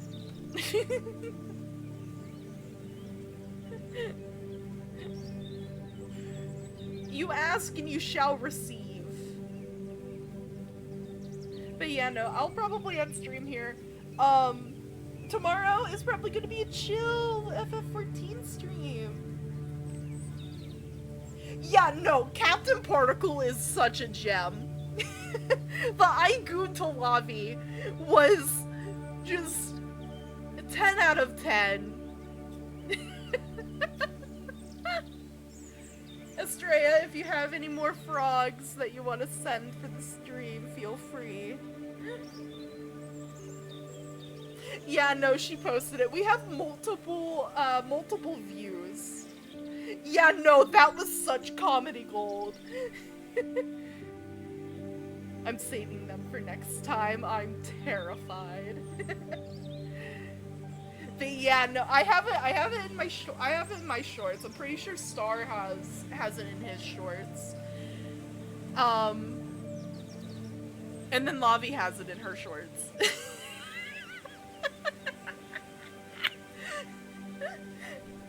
It was so good.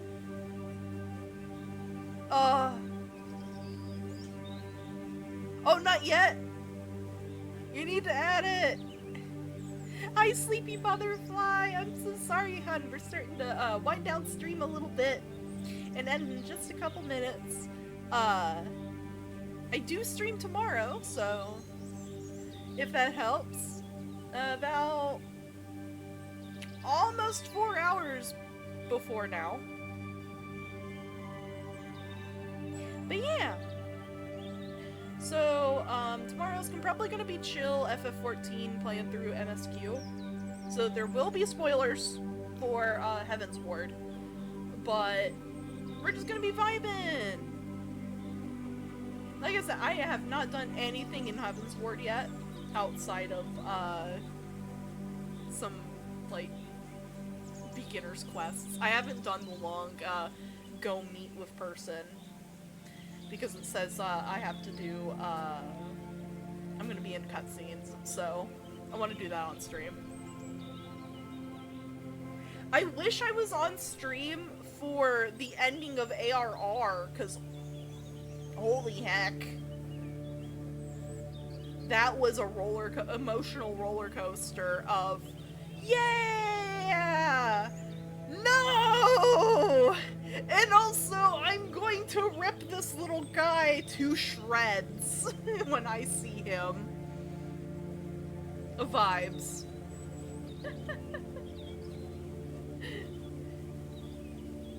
But yeah, yeah. So tomorrow, FF14 or Monster Hunter, we'll see. I'm officially in high rank monster hunting, so we could do either or. Um, Monday is going to be co-working. Same thing with Tuesday. It's debatable if it's going to be.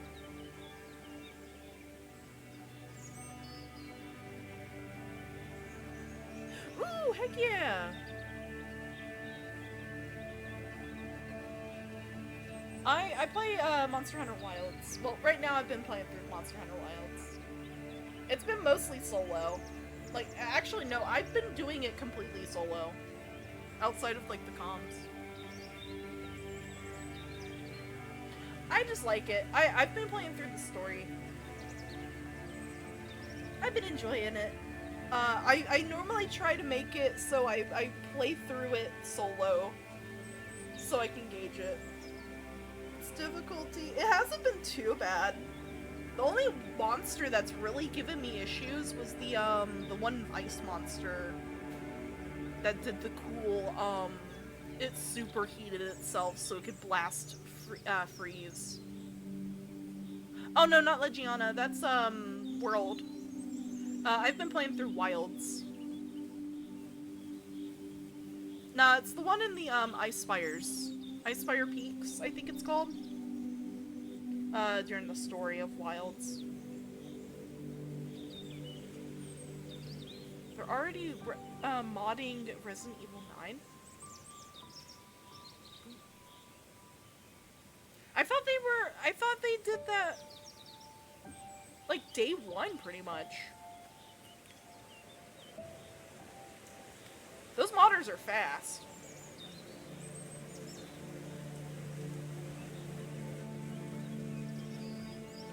But yeah, so, tomorrow, FF14 or Monster Hunter, one of the two. Monday, possibly co-working. Same thing with Tuesday. Wednesday, off day. We might stream, we might not stream. Honestly, it's a give or take. It depends on whether or not partner's working or not. If he's working on Wednesday, yes. If he's not working on Wednesday, no.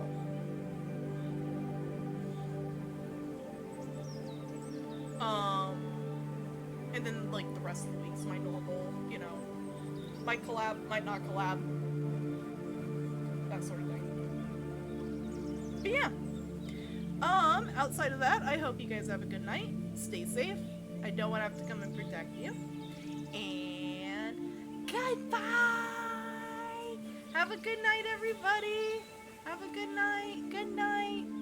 I'll see you guys later. And 1, 2, 3.